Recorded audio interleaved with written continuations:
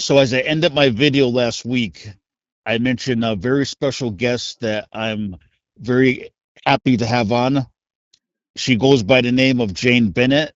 That's not her real name, but like a lot of us, there's EXJWs who can't necessarily put their identity out there 100% yet. So she's one of them. And anyway, so Jane Bennett, she has sent me a lot of information over the last couple of years. She is the one that still had the letters from her elders when they tried to lie about the donations from Trump when that whole scandal thing happened. So that helped me make that video. She also the one that first looked into Caleb's room when I posted the video, Jehovah's Witnesses secretly connected to Machu Picchu. After seeing that, she was inspired to see, well, if this was felt in Sophia's room, I wonder what's in Caleb's room. So when she looked in Caleb's room, that's when she was the first one to discover the pattern of Saturn being planted in Caleb and Sophia videos.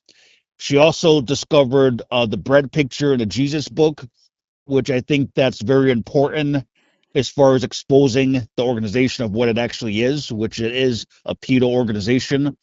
And she's also the one that sent me the picture of or not the picture, but she's the one that pointed out the Saturn and the Science Museum in my last video. Um so and she's also the one that spotted the 666s also in Caleb's room. And as I mentioned in my last video too, I have met Jane and her family in person. So she's a solid connection. She's not just somebody online. I verified like who she is, and I'm grateful to be connected with her. So and I always appreciate my long-term subscribers. So thank you for being here. And can you give us your kind of background on how did you discover the dark elements of Watchtower personally? Yeah, so thank you. Um, I had already been digging into Freemasonry and vaccines since 2017. My daughter was vaccine injured. So that took me down multiple rabbit holes, eventually realizing that Freemasonry was a very big part of uh, political entertainment, politics, entertainment, and sports influences across the world. So it was very obvious. I was posting about it on my Instagram page that you know to me solidified where I was in my religion. I thought this is why it's good to be one of Jehovah's Witnesses. But as it turned out, in 2020, when the vaccine issue came up between witnesses, uh, it didn't sit right with me as well as so many others. And I started digging into why they were pushing it so hard. Once I did that, I found some inconsistencies and I found some information about witnesses that I had never chose to look at before. But now that I was uh, put in a position where I felt something was very wrong, I decided to let myself look at it. And that's when it led me down more rabbit holes, connections. And that's when I found imagery that to me was so shocking. One of the first things I found was what was in the book of the Revelation book, its grand climax at hand. The picture of Jesus and the princes with him, where one of them behind Jesus has a demon hand. Can I just cut in for a minute? So you noticed that then way before you ever came across my channel, right? Yes, yeah, I did. It Okay. was by the help of other channels, though. Okay. Okay. hmm and I thought to myself, well, if that's there, believe it or not, that was very difficult for me.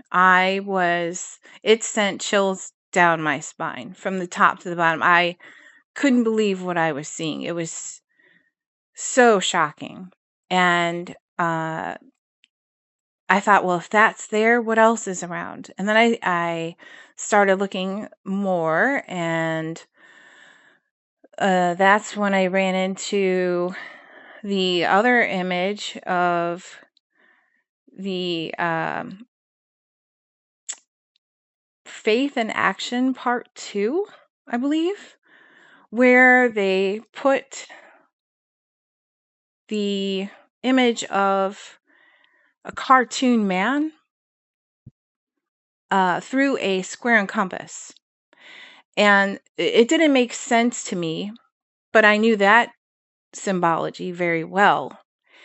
I couldn't understand why would they link that to a square and compass and a man that looks like he's kind of making fun of the reader. My heart dropped because I knew what that meant. I knew that this was, I'm coming across dark imagery from the Revelation book, and then I'm coming across Freemasonic ties. So after that, I just kept looking until I was solid in my decision to leave because my kids' everlasting life were at risk. So I needed to make sure 100%, and that's what I did. And one thing about the Revelation book, when you said it, you ever think the name of that book was kind of strange? Because I remember when I was a kid, I never understood the subtitle, and it makes you think, like, is that something biblical, or is that you think something perverted? The name of the Revelation book. Oh, I definitely think it's something perverted. And the reason why I say that is because, as many have pointed out in the past, or perhaps in other YouTubers, there is a hand that holds the god Pan in it, the image of the god Pan. And if you know anything about the god Pan, he is sexually perverted. So, with that said, I do believe there is a connection to the title and the perversion of it. Yeah, because there's nothing biblical that I can tie that to that actually makes sense. But so so then you realize that it was dark and there was Freemasonic ties. What I thought was really interesting about your story is that, so on my channel, I'm just going by the facts. Like, I'm finding the Freemason symbolism, the connection, the name of the Bible, the New World Translation. So I'm focusing more on those facts where you've actually seen, and it seems like you've dealt with connections linking Watchtower to Freemasons. Could you talk a little bit about that? So, besides that Freemasonic symbol in the Faith and Action Part 2, I do have some personal experiences. And as I have told you in the past, I had dug into Freemasonry since 2017. A lot of friends that I had on my Instagram page where I would expose these facts left. And I would have to say I was left with about 2 or 3 friends that had stayed with me and me with them. So I'll get to that in a minute. The first one I wanted to talk about, though, was actually very interesting. I was out in field service, and I was with my 2 kids, not my husband, just myself and my children, and an elder and his wife, and then another elder. So we were in field service. One of the elders that was there with his wife owned a masonry business, and it was already known. He was a traveling elder, and he owned a masonry business. The other elder followed me on Instagram, and this makes a difference. This is the reason why I'm saying this, because everybody knew that I knew about Freemasonry. So there was a story he decided to tell, which seemed completely discombobulated. It just didn't make sense to me. But I'll tell you as he told me. So, according to him, there was a clerk at a gas station when he was on lunch break that commented that he looked like he had been working hard. And the conversation eventually turned to what he did for a living, rather than saying he owned a masonry company or was a masonry contractor. He just answered, "I'm a mason." And this is what he's telling the car group. Yeah. There was nothing unusual about that answer because he is a mason. But the response that he claimed to receive was what made it unusual, because according to the story, the clerk said he thought he had to be much older to be one. And So I yeah, was going to say, so then clearly he was not talking about being a masonry as far as like a bricklayer, like a literal mason, because age have nothing to do with that. right. Age was not, it's not a requirement for true bricklaying or masonry of concrete of any kind. So he was also, this is another point, he was also already 50 years old, and he looked his age. He didn't look unusually young. So it just seemed strange because it's already an age many people would associate with Freemasonry. Um, so to me, it wasn't about the age at all. It was like to draw the attention to the word Mason itself. I was going to say probably to see how people would react, right? Or Especially how, you. yes, how I would Yeah. react, because everybody in that car most likely already knew that I was, digging. I definitely know the one elder was already following me on Instagram, Yeah. and he had already counseled me on some posts that I had posted. So he was watching. And if he is watching, as we all know, elders will, then he's sharing with other elders as well, I'm sure. So this didn't seem like a conversation about brick masonry. Yeah. As soon as my children heard the term mason, when they heard it come from the elder's mouth that he was a mason, they gasped. They were like, because they already knew a little about what I did disclose to them. So there were things that I would tell them. And I just said something along the lines of not that kind of Mason, because even then I felt confused by the conversation. I just needed to reassure my kids. They were quite young actually still. And there was no clarification given. Like the elder didn't clarify, "Oh no, not that type of Freemason." And I was left holding all of that. So I'm just reassuring my kids. It just definitely felt like an artificial setup to me. Yeah. And I do know that there are ways they will say things like that to get people's attention to see who's paying attention or who may be a mason. So one term I know is one mason may ask another one, are you a traveling man?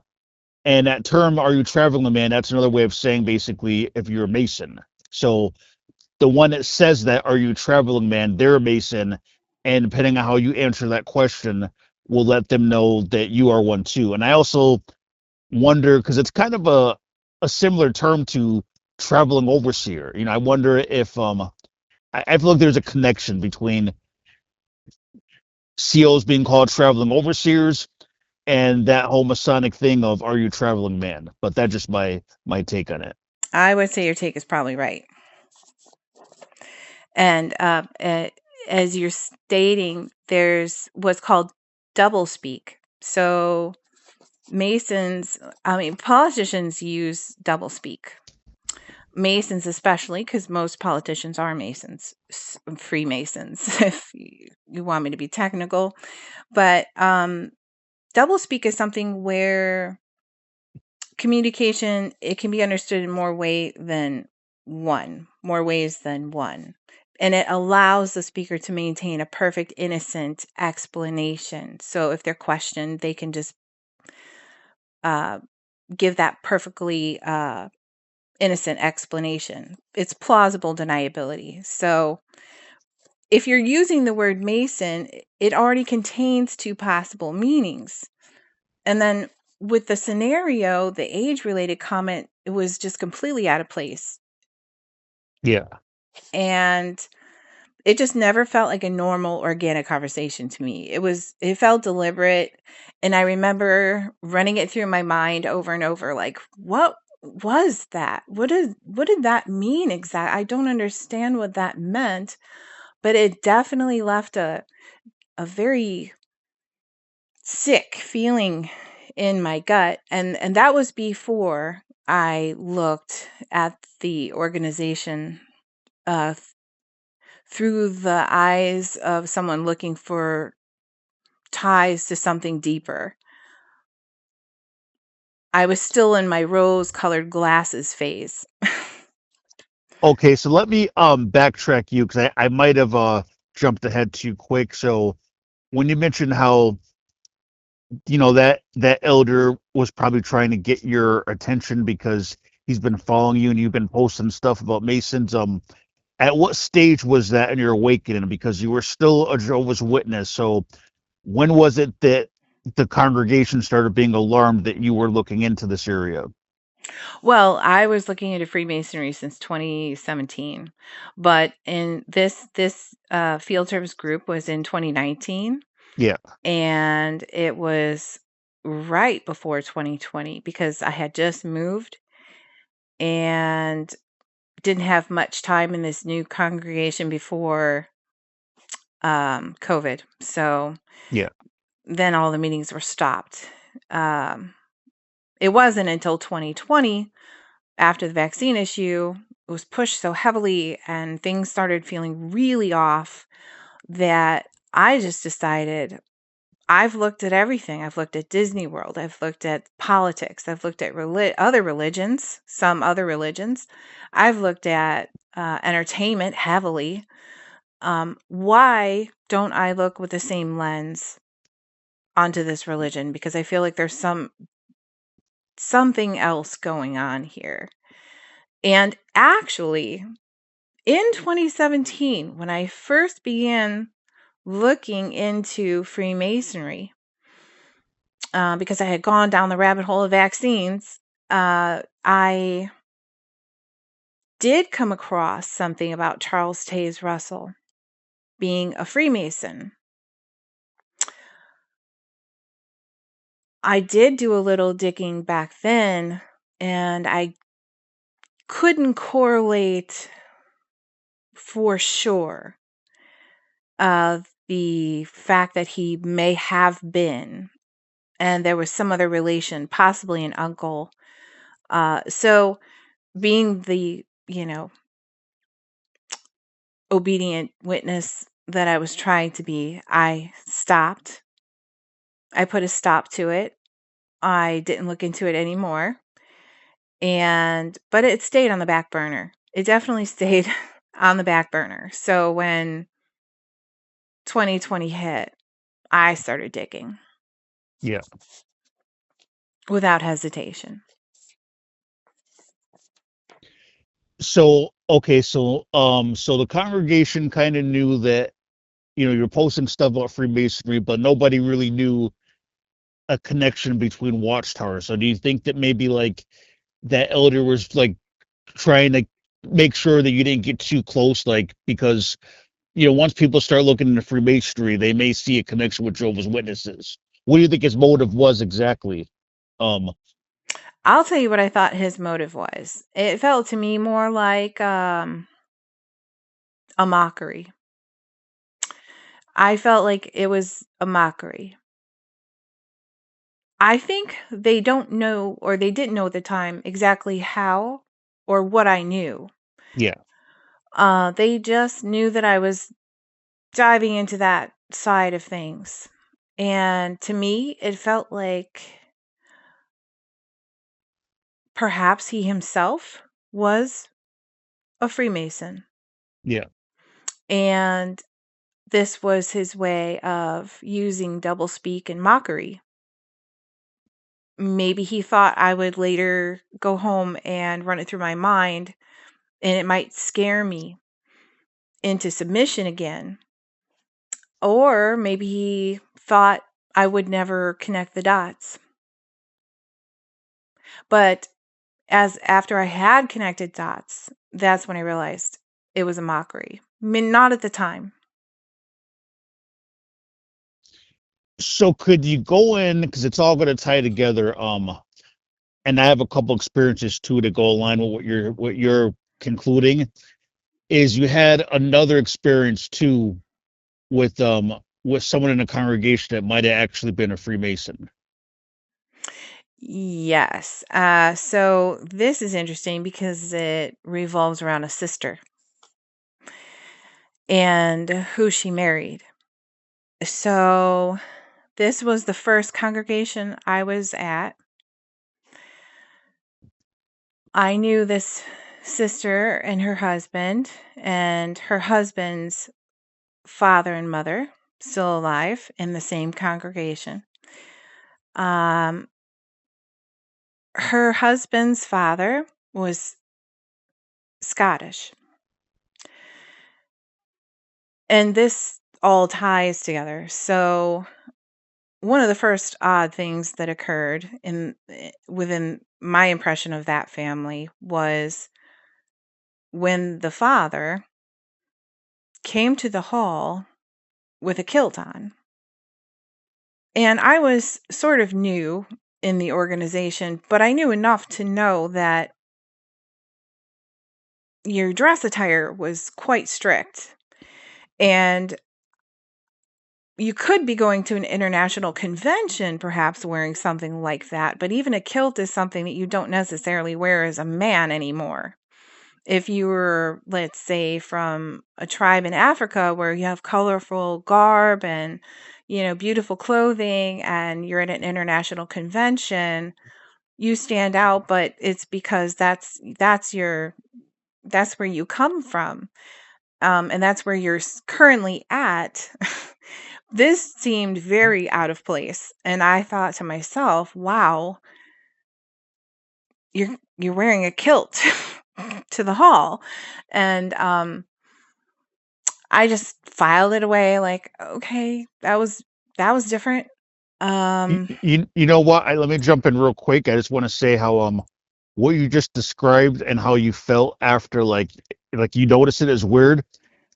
It reminds me of the video that I did titled "Governing Body Caught Masonic Ritual," because you see Brother Loesch clearly. Or let me say Garrett Loesch because he's not my brother, but right.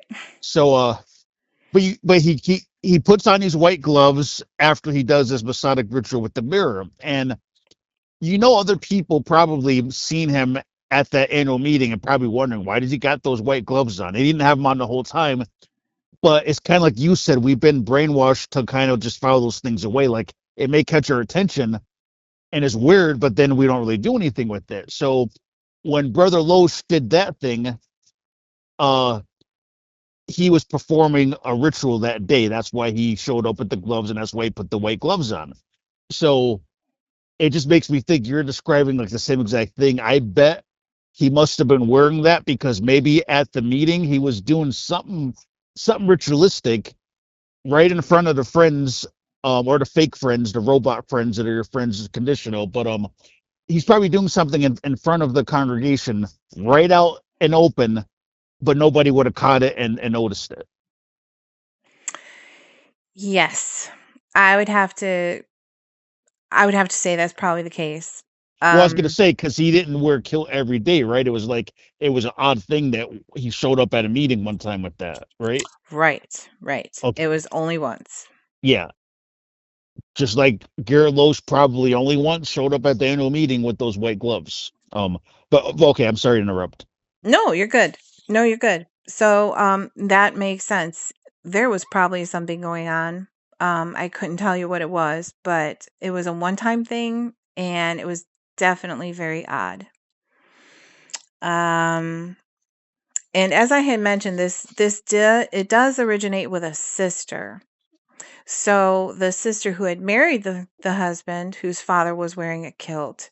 And one day she posted a picture of her dog, and it looked like it was just a picture of a dog. And, titled whatever and given this little detail and just whatever she said that was irrelevant. Because what I saw was something completely different. Behind the dog, there was a cabinet that was displaying like a decorative sun, radiating rays and a face. So the sun image. And on top of the cabinet, there were knickknacks that strongly resembled Eastern religious figures. Say they weren't technically Buddha statues, but the imagery carried that impression. Something that witnesses would definitely attack you for, right? Like they'd be like, "Oh, what is that?" Right? Like something witnesses we shouldn't have. Right. Well, anybody in their right. That's what exactly. But nobody did. The whole comment section was filled with comments about the dog. So my point was anybody preparing for baptism would know better. So an elder's wife would certainly know better. And when I mentioned that to a friend of mine, she said, well, maybe it was a simple decorating choice that she didn't think much into or didn't feel there was a deeper meaning underneath. But I knew that, like, for instance, if an ordinary publisher would, an ordinary publisher would likely have been told if they had similar objects being displayed in their home, they would have been told that's not allowed. So more time passed. So I'm just filing this in my mind. And then I had realized the connections. So we get to the point where I'm already understanding that there is a Freemasonic connection here. I was looking back at things like all these different experiences that I had had through a completely different lens. So I'm thinking about the Scottish kilt that was worn. It seemed more significant because there is the Scottish Rite and its well-known association with 33rd degree Freemasonry. And then the symbolism in the home stood out. And word travels so quickly.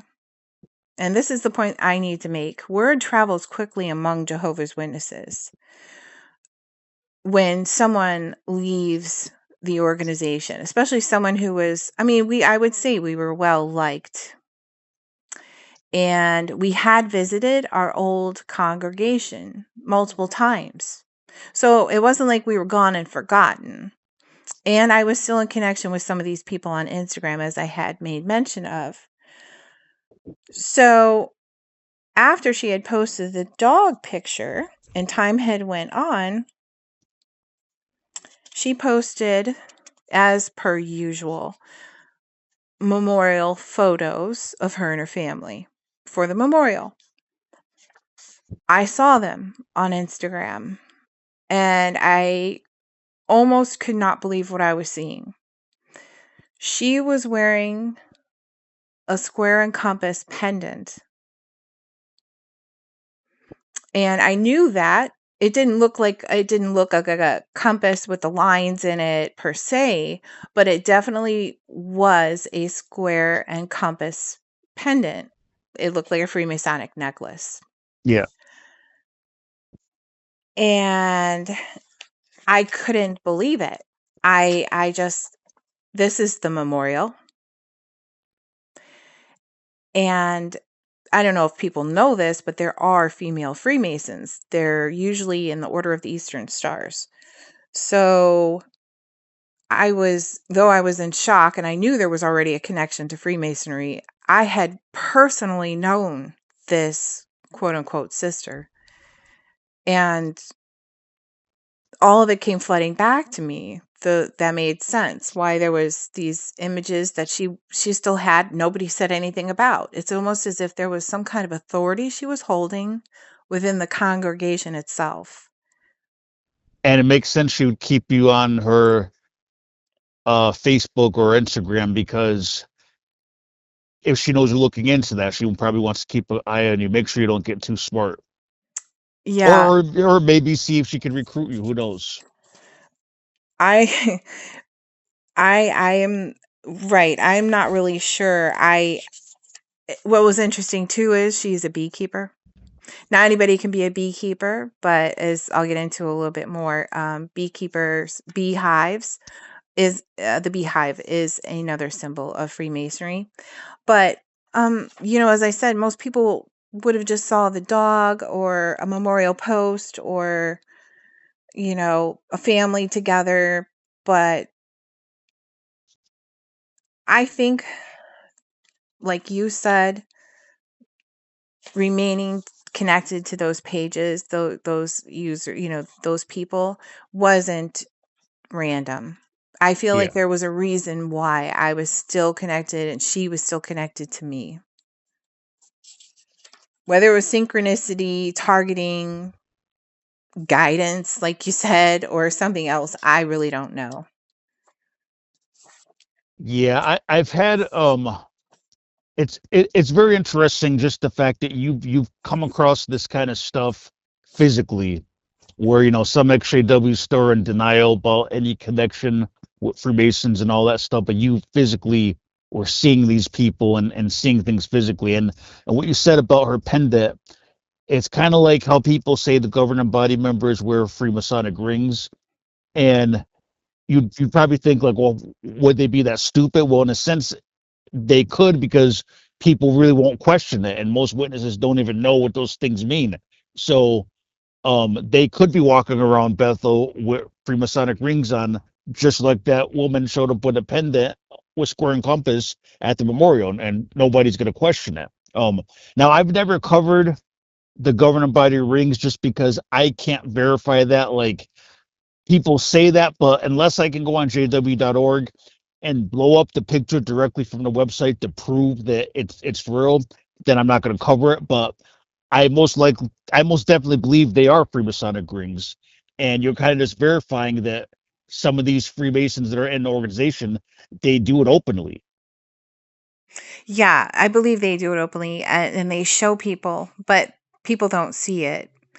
I do have one other brief story that I thought of.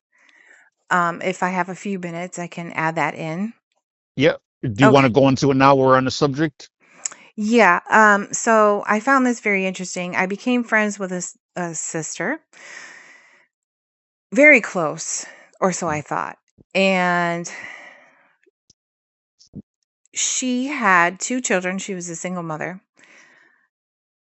both of which, unfortunately, one had died in a house fire.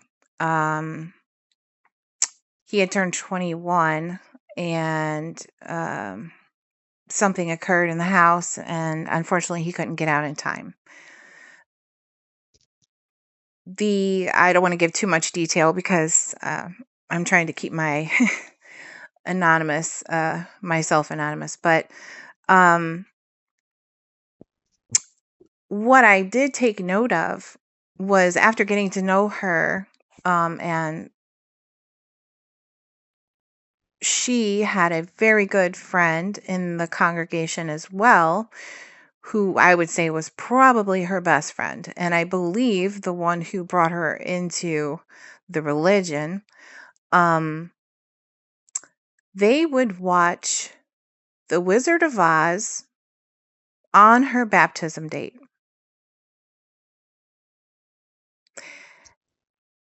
And if Yeah, anybody that's knows, weird. right, if anybody knows about The Wizard of Oz, it's definitely just like Alice in Wonderland, one of those videos that are used in mind control.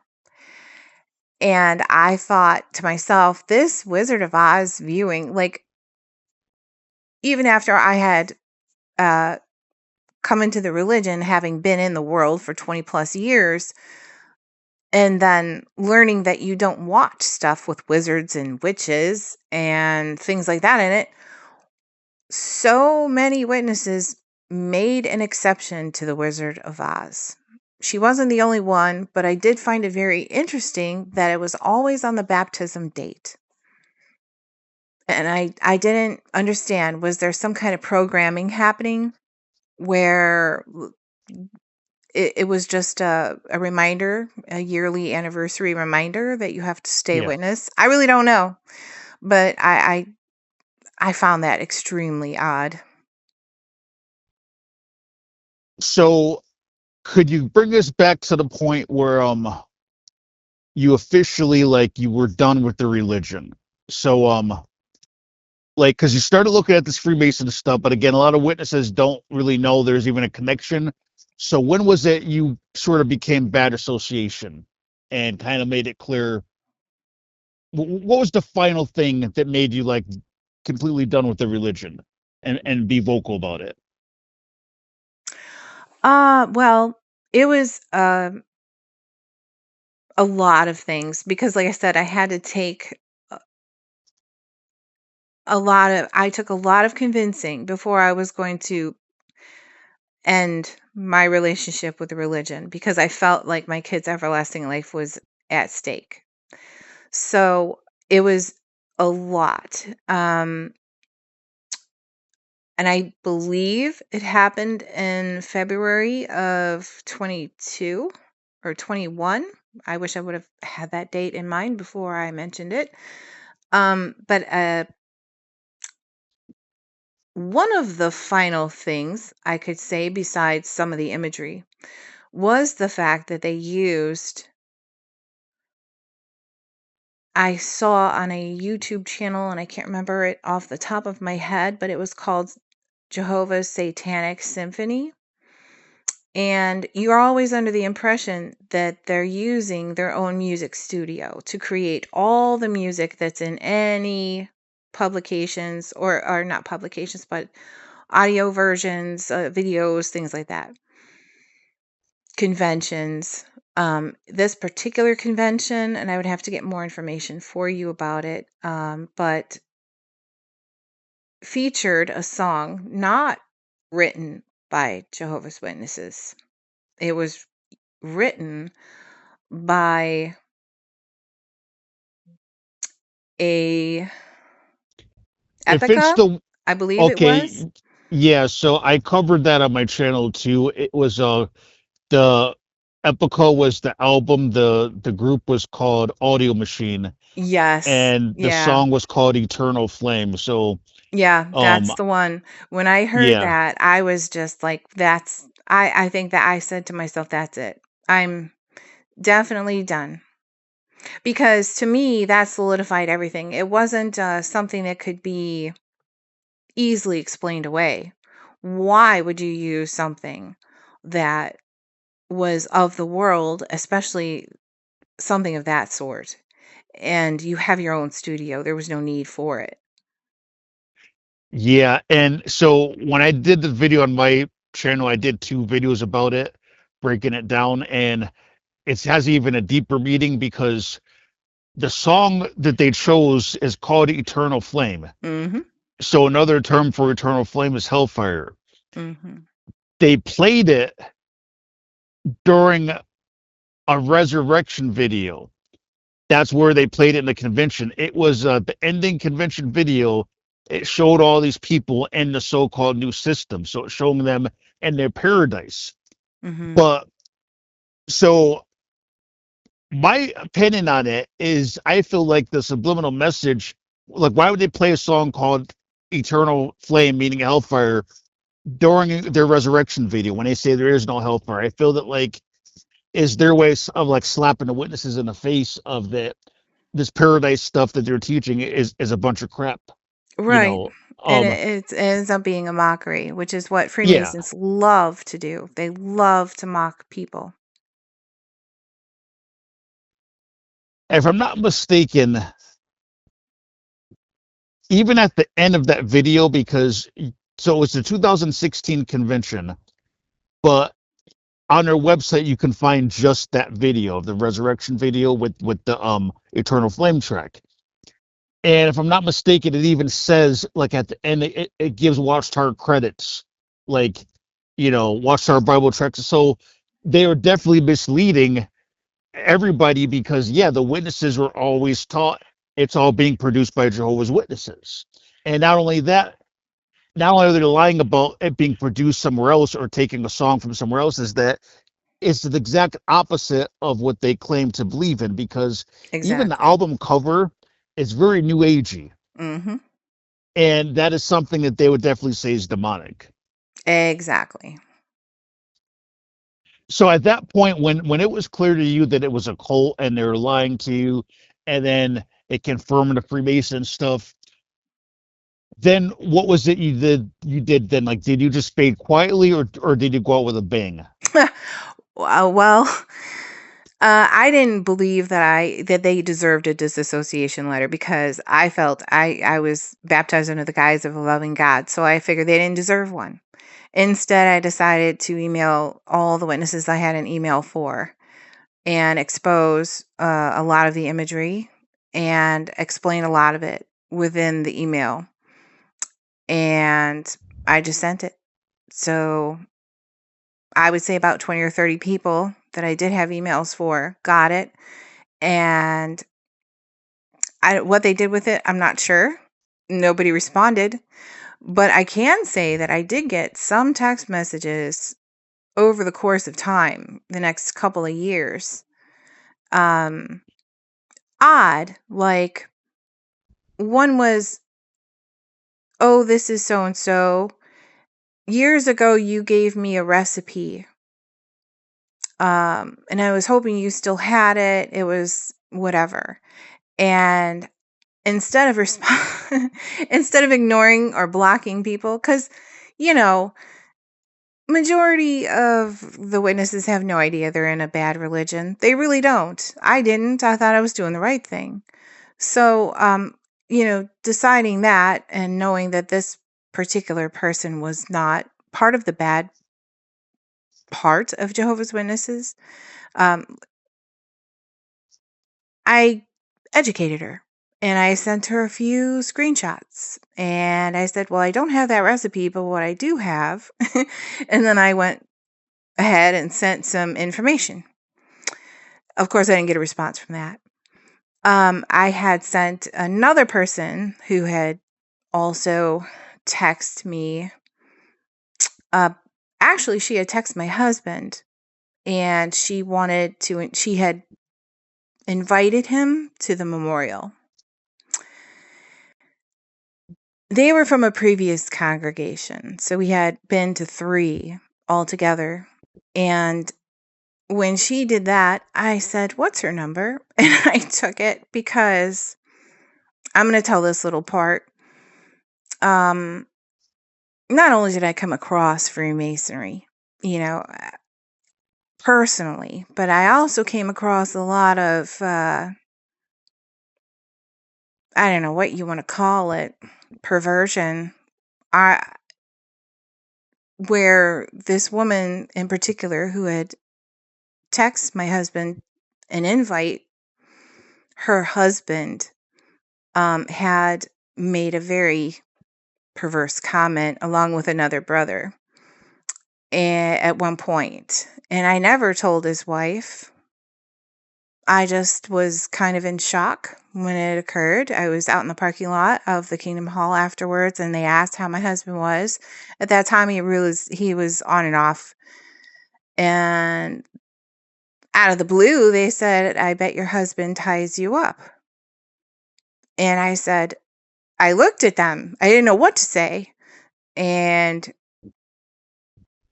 the one said about the other, he's just playing around. And I didn't know. I was in shock. I didn't know what to say. I just went to my car. I didn't tell my husband. I didn't tell his wife or their wives. I didn't say anything. But when she texted my husband about the memorial, I decided now's the time.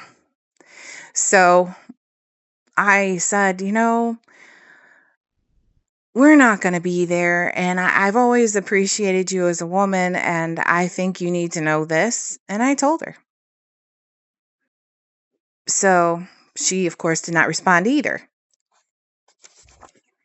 Yeah, well, we know that they got the sexual perversion in the literature too, so it all goes hand in hand. Yeah. Yeah. Okay, so at what point did you have to have a tough conversation with your husband, or was he already on the fence? Where was his position with the organization? Oh, he was on and off. And he had already actually secretly met with someone probably in the late before 2010, I believe, that explained that there was a Freemasonic connection. And Yeah, my husband is more of an intuitive type. I'm intuitive too, but it's a combination of intuition and facts. Facts are what help me push through. Knowledge is power for me. I don't just go based on how I feel. So he has a hard time sometimes expressing the knowledge behind it. Once he hears something, in his mind, he makes it up, and then that's it. He doesn't have to revisit the facts. He just knows that they were presented, and then um, he made his decision. So he was on and off only for the family, not for the organization itself, because our yeah. family grew and we had kids. By the time I had discovered it, he had wished he had talked to me more about everything he had already learned before I did. And he was just very glad. He was relieved that I was going. So that's a really good situation because a lot of people don't have it that easy where one spouse turns on the other one. That's how my situation was. And that's like the best situation when you're waking up to find out that your spouse was already awake, and you Yeah. just didn't know it. Yeah, well, So, it was hard for me because in the sense that I was originally mourning the spiritual death of my husband when he had stopped going. Like he had put an end to pretty much ever going again at one point. And at that point I had felt like I had to mourn the spiritual death of my husband, and I would not be, we would not be together in the resurrection. So that was hard for me because I was so spiritually I was so brainwashed. But yeah, I can see it from both perspectives. Yeah. so one thing too that I find very interesting about your situation is that you've also resonated with some of the things that I've mentioned on my channel about like being targeted and organized harassment and psychological games and things like that. And I know that you've said that you've had some of these things start even like before you left witnesses and all that. So, what are some of the strange things that has happened to you, and your family revolving like harassing type of stuff? Well, I can remember being followed home from work. I would have been in my mid 20s, and for me to notice takes a lot. I usually don't care what anyone is doing around me whatsoever. I'm in my own, not bubble, but I just don't pay people attention because I just don't care. um, but I was driving my usual route home, and I noticed that this car has gone through all these turns with me. And I decide, let me go a different way.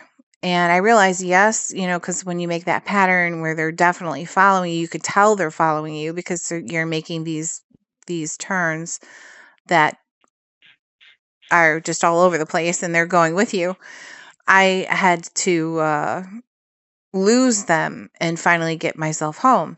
I found that behavior happen quite often. I would have to say at least a few times a year. It seemed like a stalking kind of behavior. There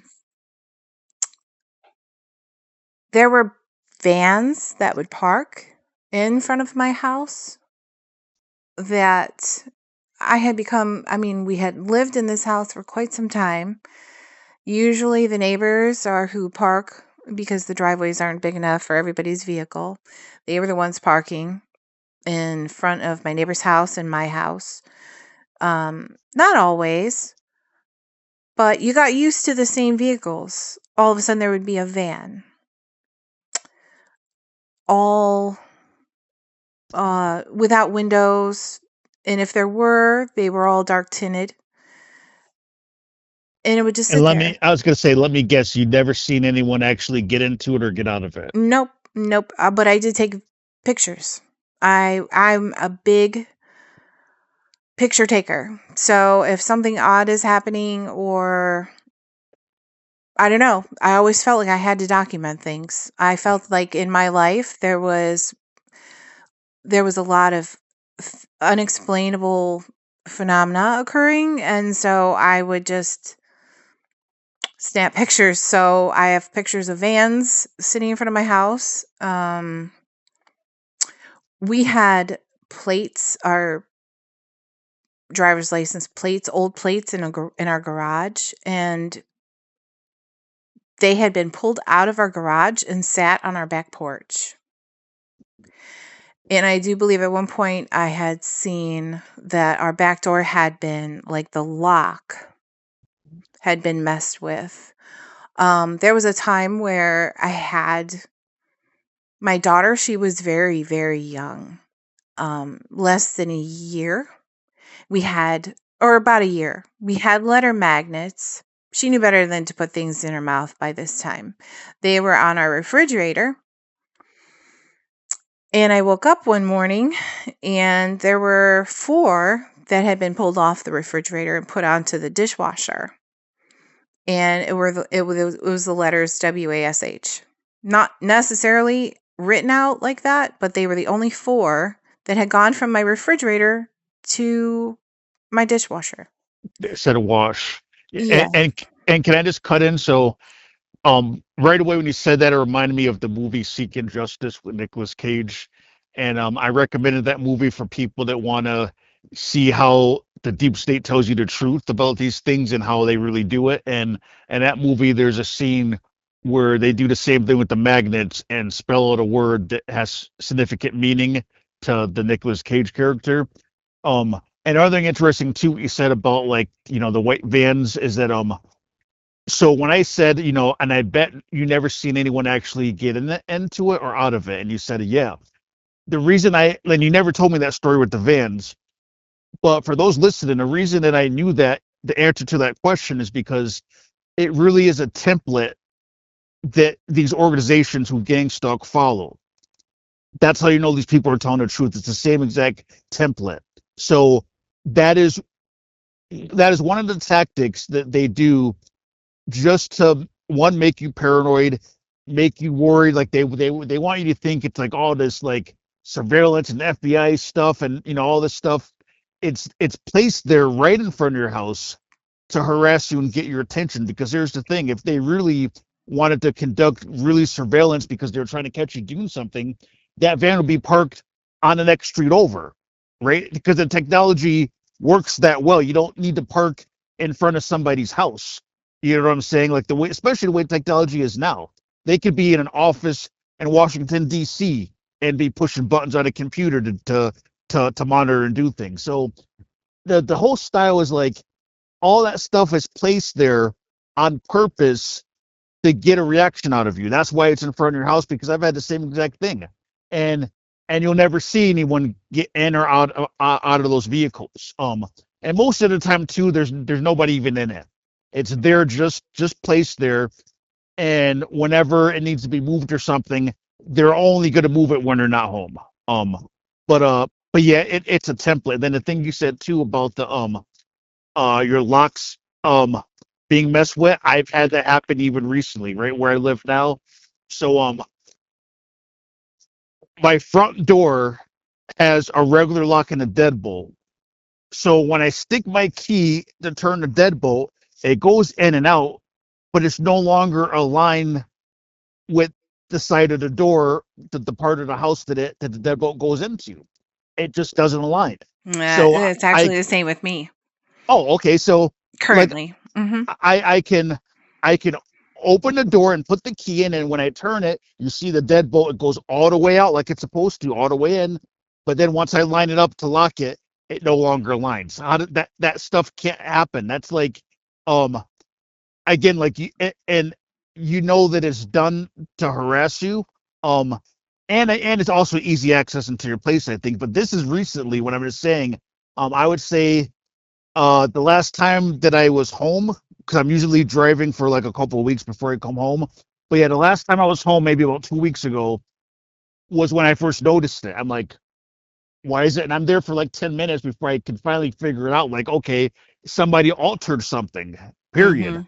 Um, Mhm. and that is again one of like some of these same it's always the same template. That's why they're so similar. Like that's why I can guess the kind of stuff you're saying. And then when you mention the thing with the license plates in your garage and they're on your back porch, so Mhm. someone who I know anonymous was telling me that because when I posted a video about targeting, it's interesting how many people, especially people who are involved with Jehovah's Witnesses, surprisingly, and I think that's because of the Masonic element. Why I think there's so many Jehovah's Witnesses or ex Jehovah's Witnesses that have dealt with this. But they said how they came home and somebody put like rice on their floor, like dry rice. Like it's always weird stuff that you can't report. And I said this too when somebody switched out the locks in my window. Um, they left the window wide open. Like I'm gone for weeks at a time. I never leave windows open. And the windows open and the locks on the window were completely changed out to a different style. And and it's just like we said about the license plates. Like, what would happen if you called the police and said, "Hey, somebody broke into my house and they took my plates and they put them on my back porch"? Like, you're meant to look crazy, and that's why Mhm. people don't believe this kind of thing actually happens. Yep. Yep. And it's funny you mentioned your locks. My locks have done the same. Although I have the two kids who, of course, that adds in a variable, and you're thinking, did they push and pull too hard on the door? But again, it seems to be the same scenario. Yeah, And um, if I can make mention, my husband too, he's a professional driver. And when he backs into his spot on our property, there is a specific direction in which he leaves the wheels. yeah, And he has gotten into his vehicle the day after, and they're completely turned the opposite direction. Um, that is that was definitely somebody getting into his vehicle. We live in a pretty safe neighborhood, so I have a bad habit of not locking up, mhm, especially when he uses junk cars to and from work, so he doesn't really care too much. yeah, Um, but as he was at work, uh, when he came back, and this is a parking lot that's under surveillance. So when he parks his personal vehicle in a parking lot that's under surveillance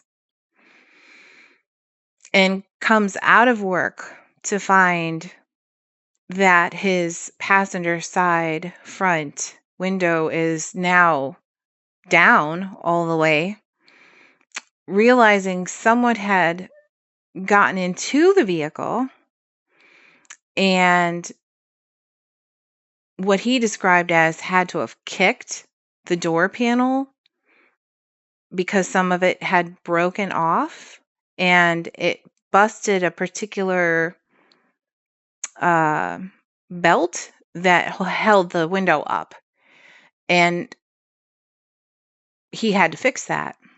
Um, Nobody saw anything. I have a theory too with that stuff.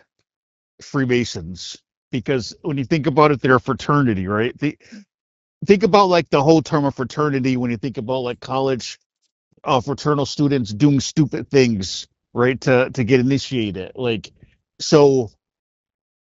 Freemasons, like there could be a Freemason that was told, okay, pull this off, and you move up 1 degree, right? So I think that they are the ones that do the weird stuff like that. And the reason I'm saying Freemason is because what I understand is that they purposely try to recruit certain people because they want people in every type of field. They want people who are doctors, they want judges, they want people at the DMV, like, and that's because when they want to do something, they'll be able to say, okay, who do we have in that department that can pull it off? So what I would suggest that the fact that it happened where your husband works at, um, they're most likely is somebody there that's probably a Freemason or something like that that would be able to verify. Don't worry, no one's actually going to be paying attention to that camera, or we'll make sure that the camera's shut off during this hour. Like there's always going to be some sort of connection. It usually can be done by the Freemason network where they can pull that kind of stuff off with. Our ancestors, for our children's children. From my father before me, for my sons. Why have you called me? I need help. Do we have a familiar at Harbor Lights Hospital? Elizabeth Blanchard, nurse. I was hoping you'd say that. I'm always prepared to reciprocate. You know how to reach me. We'll be in touch.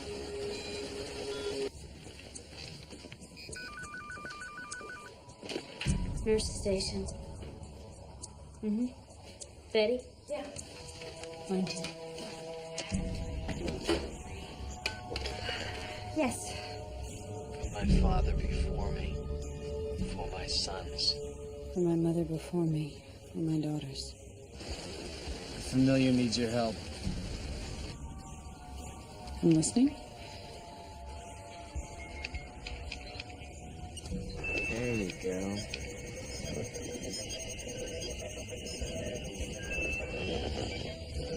You want me to kill her? Is that a problem for you? I could never refuse a familiar. Very good. Contact me when it's done.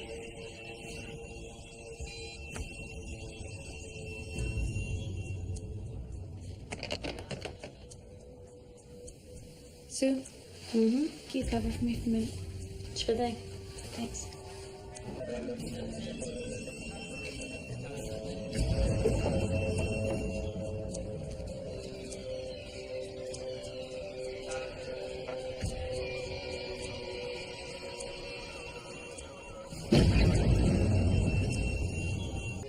Hi there.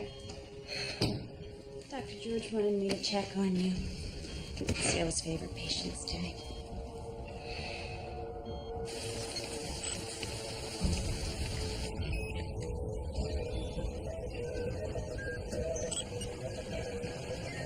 There we go. What's that?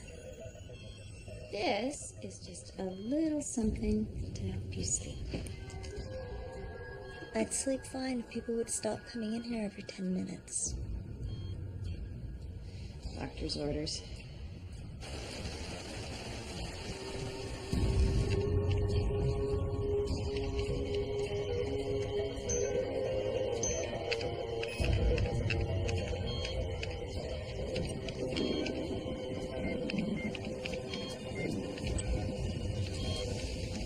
Come on, Max. Listen.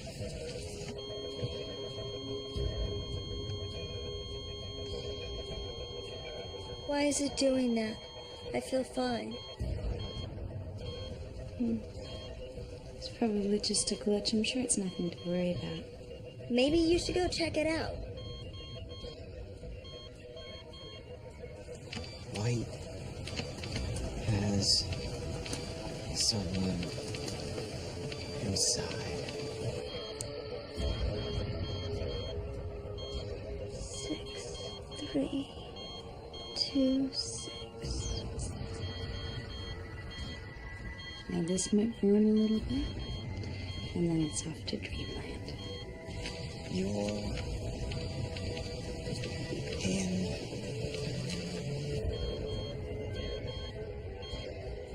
danger.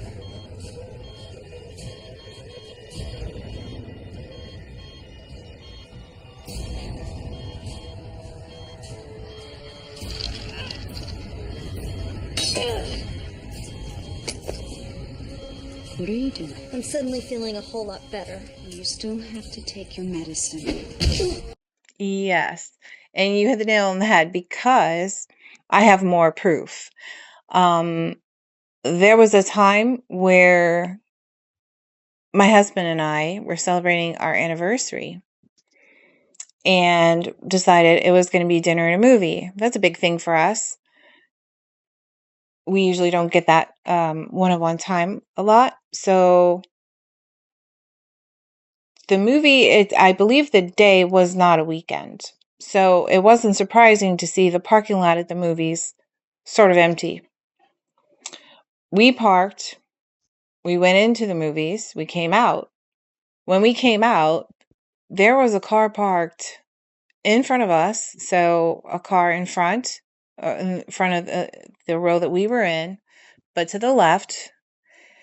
And it was a Ford Edge, which I found funny because it's an edge, keeping you on edge, with Freemasonic plates. Now, Freemasonic plates are all over the place, but this was 11047. Now, 11 is huge, 47 is huge. If you know numerology, or if you don't, you can look that up. It means very big things to Freemasons. But what was even stranger was the fact that the tags, and this was 2025, the tags on this car expired May of 2016. And it was just parked there. It wasn't there when we went into the movies, but there it was when we came out. Yeah, the old tags are most likely really to jump and get your attention, Yeah, it definitely did. to And let you know there's something significant that is not just an accident that is sitting there. It is there for a reason. yes, and it was my anniversary. So it's as if they're saying we know about your personal life.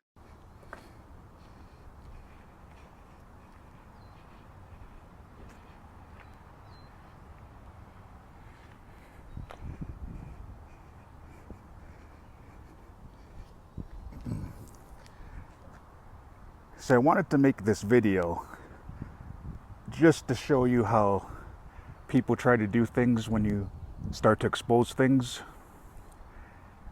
So interestingly, after I made my comeback video that I'm going back to exposing Watchtower,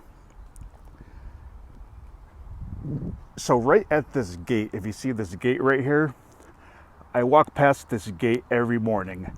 I go into this park to work out, and I cut through this parking lot. And right after I made my comeback of exposing Watchtower and their satanic connections, somebody parks this car right by the gate so that every time I walk by the gate I have to see it. And it happens to have the same upside down star satanic symbol, the exact symbol actually from one of my videos. So I want to explain 5 reasons why this is not a coincidence that this was put here right after I made my comeback video.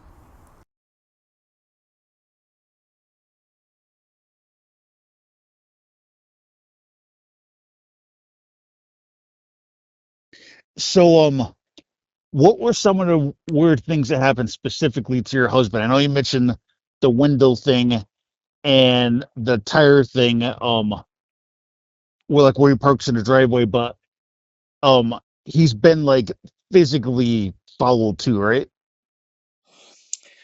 Yeah. So he has been followed. There was a time where he goes to work early in the morning between 3 and 5, depending. So he is obviously not leaving during rush hour. We were living on a 45-mile-per-hour street. There was a car parked in front of our garden side of our yard. That was just, there's no parking on this street, this 45-mile-per-hour street. So there was a car that was parked. And he doesn't have time to investigate, so he has to just go. As he's pulling out of the driveway, the car gets in front of him and runs him off the road and then takes off. He never could catch up. He was off the road and in a semi sort of ditch. There were times when he was on the freeway going to work or even coming home from work. This has happened, I would say, at least 6 different times by the same couple of vehicles. So what happens is there's this clear display of erratic behavior, vehicle driving, and the person is going in and out of traffic and just being completely erratic and dangerous, but not to the point where it would cost anybody. It was just something, the behavior was completely off. I guess I shouldn't say dangerous, but the behavior was obvious. It was not normal, and they're looking crazy in the vehicle themselves. And then once my husband got off an exit, he's still observing as they begin to drive normally. So it was as if they were just doing that while he was behind them, and then they began driving normal. And that happened a lot of times. There was another time where, well, I might not want to get into that. But I can say that there was another time, and this was another personal day. So this was a day that it was my husband's birthday, and we had found all of our vehicles had been either shot with a BB gun, or a pellet or stone or rock or something had hit our vehicle and put cracks in our windshields. Did insurance cover it? Oh no, we just dealt Left with it. it. Yeah. So I can't. I'm sorry. I talked to a lot of people about this stuff. I can't remember. Did you say you did have a situation too with like an 18-wheeler, like a big truck, like trucks following you or anything like that, or driving behind you a certain way? Actually, they were driving, if I remember correctly, and I was trying to remember this, boxing me in a way that was unnecessary. And I know that this did occur because I remember telling you about it at the time that it occurred. Yeah. And I remember, I was beginning to remember where it exactly it was, and it was in construction. I wish I could remember more detail, but there was something very odd about the way they were boxing me. And you would think, well, how? Of course, they're boxing you in. If it's during construction, lanes are restricted. There were only 2 lanes. But it was more than that. It was as if the one had gotten into the other lane from the one lane, and the one purposely, they were purposely doing this thing and hitting their brakes. And I wish I could remember more detail. It wasn't just a simple thing you could write off in the back of your head, like, oh, that was just, poor judgment, or truckers being upset about something and now they're just, making everyone pay for it by, boxing everyone in. It was individualized. It was the way it had happened, and I can't remember the details in this moment, but there was something there for sure. Well, even just the way that you were boxed in, there's certain things that when you explain it, it won't always do it justice. Sometimes there's certain things only the person there can verify, but like you could get boxed in a certain way where you know it's deliberate. Mm-hmm. And Yeah. it may be hard for people always to see it, but definitely. So I had a video. There's a video on my page. I think it's titled XJW Elites Part 2. I forget the subtitle to it. Another XJW ran off the road. I think that's what it was titled. And so I've had my own experience that I've showed of trucker harassment or trying to beat run off the road in another truck when I'm in one. And I've had other people tell me the same thing, and it's happened to you. And it sounds crazy to try to tell people like, or truckers involved in it. Like you start to sound delusional. It's like, it's one thing to say you're being followed by cars, but now you got truckers, but I figured out how they're doing it because I've seen it happen to me. And it's really interesting. And only people who are deep thinkers and are honestly intelligent can connect the dots with this. But there's an organization, I think there's more than one of them. I can't quite remember the exact name of the one that I know is at least in my area, but there's organizations titled things like Truckers for Trafficking. That may be the name of it, Truckers for Trafficking or something like that, but it's like an association where certain companies, I think, sign up with these associations, and it's supposed to be Truckers for Trafficking, right? And the idea is that, well, everybody knows human trafficking a lot of times is done through the trucking network. That's probably the reason why the trucking network is such a big part, is because it is probably the best system for these people to use, because it only in a truck can you be parked somewhere where, say, out of state plates in the middle of nowhere in an odd spot with the curtains closed, and nobody's going to question you. Like truckers, the system allows for you to be in any state with any plates, even Canadian plates, even Mexico plates, and you can just be in weird spots, parked in odd places. And there's so much traffic and truck stops is perfect for like human trafficking. So like that's a big tool that is used by these deep state Satanists that are involved in it.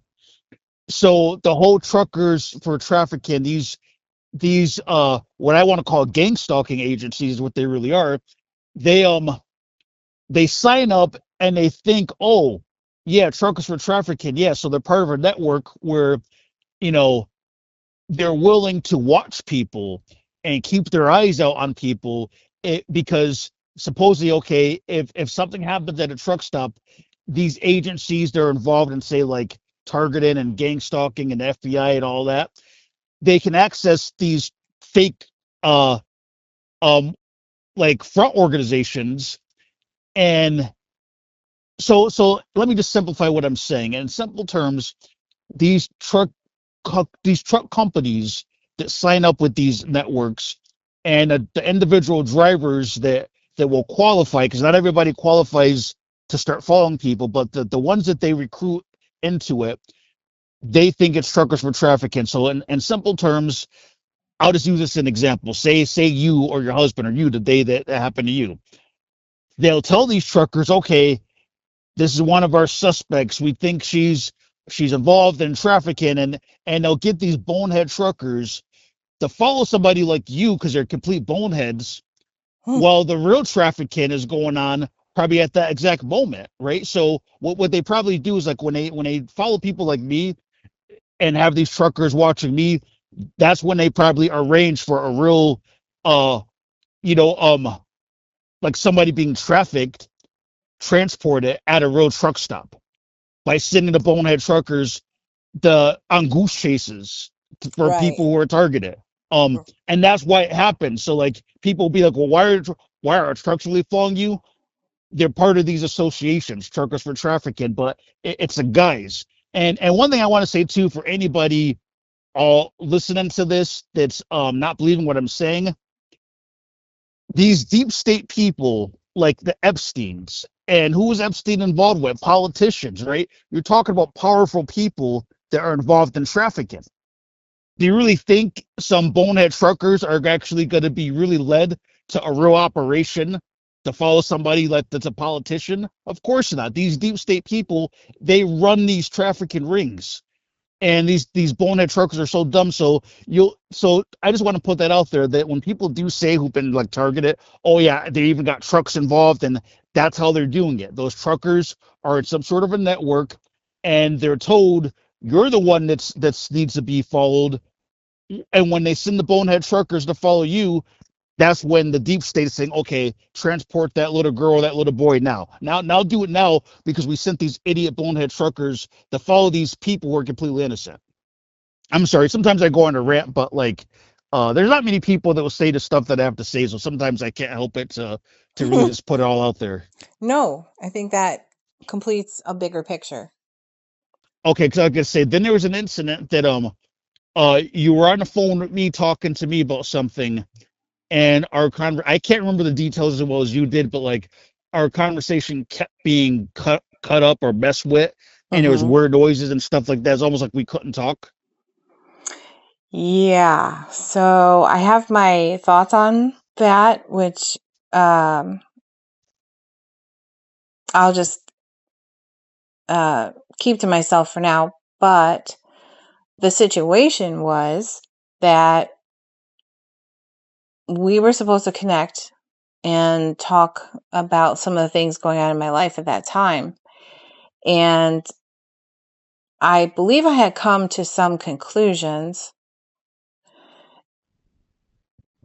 I was trying to talk with you, and no matter what platform we used, whether it was just regular phone call or messaging via Facebook, talking via Facebook,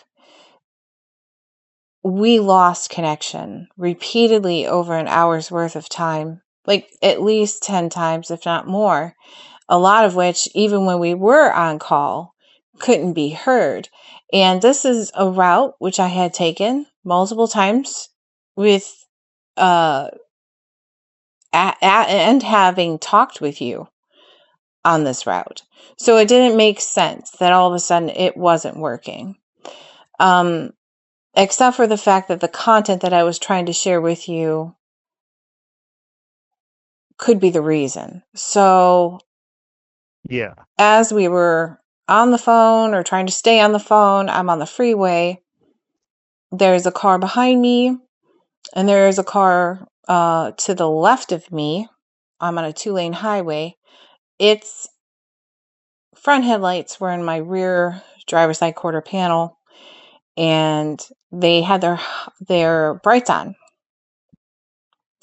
So they were riding, they were not moving. No matter how I alternated my speed, they just stayed with me with their brights on in the fast lane, not passing me. And the car stayed behind me. Eventually, another vehicle had approached the fast lane, coming up quick, and the person that was next to me got in front, and then they got off the exit I got off. And by the time I got off, I couldn't catch up with them. They had sped off. So I did get a chance to follow anybody to see what was going on or anything like that. I couldn't even begin to tell you the reason. Well, I could tell you the reason for that, but what I believe to be anyway. But that's another instance of, being on the phone with you and then being cut off. Didn't you hear? I was gonna say, didn't you hear like? I think you were hearing these weird beeping noises and stuff, and then like I kept saying like I don't hear anything, but on your end you were hearing stuff in the background like coming through my end that I didn't hear.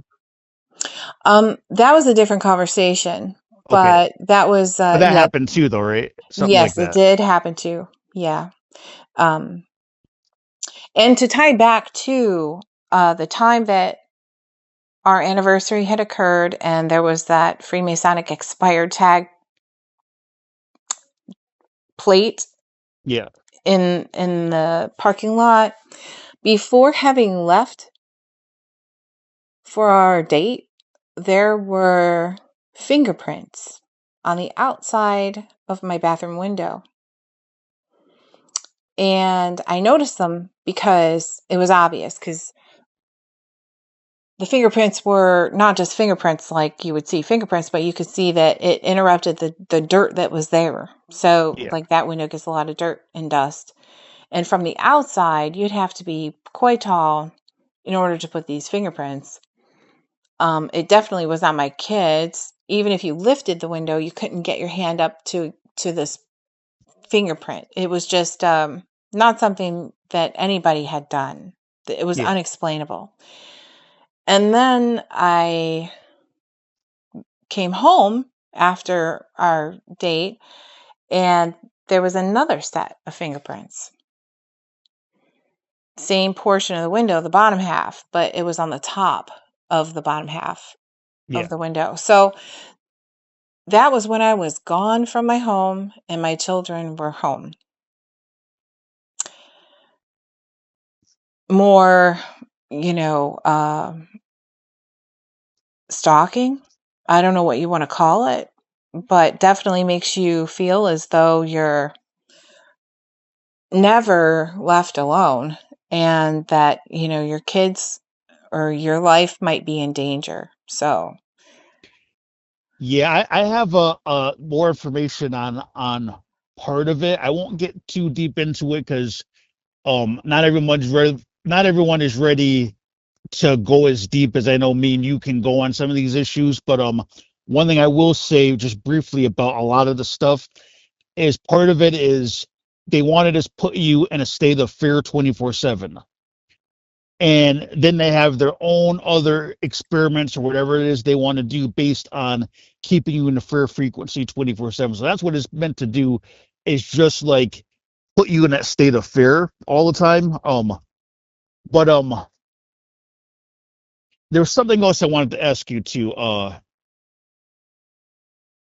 can't recall what it was. It slipped my mind. Okay, I'm sorry. I didn't mean to cut you off. Did no, you were no, you going anywhere else with that part nope. with the finger? Okay. Um,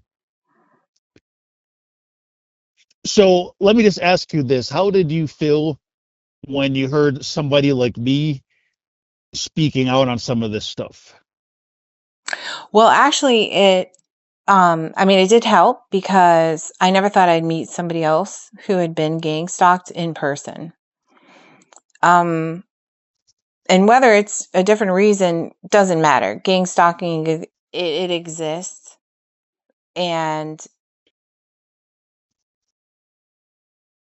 when you are alone in it, it feels very hard to explain to anyone what it is you're going through.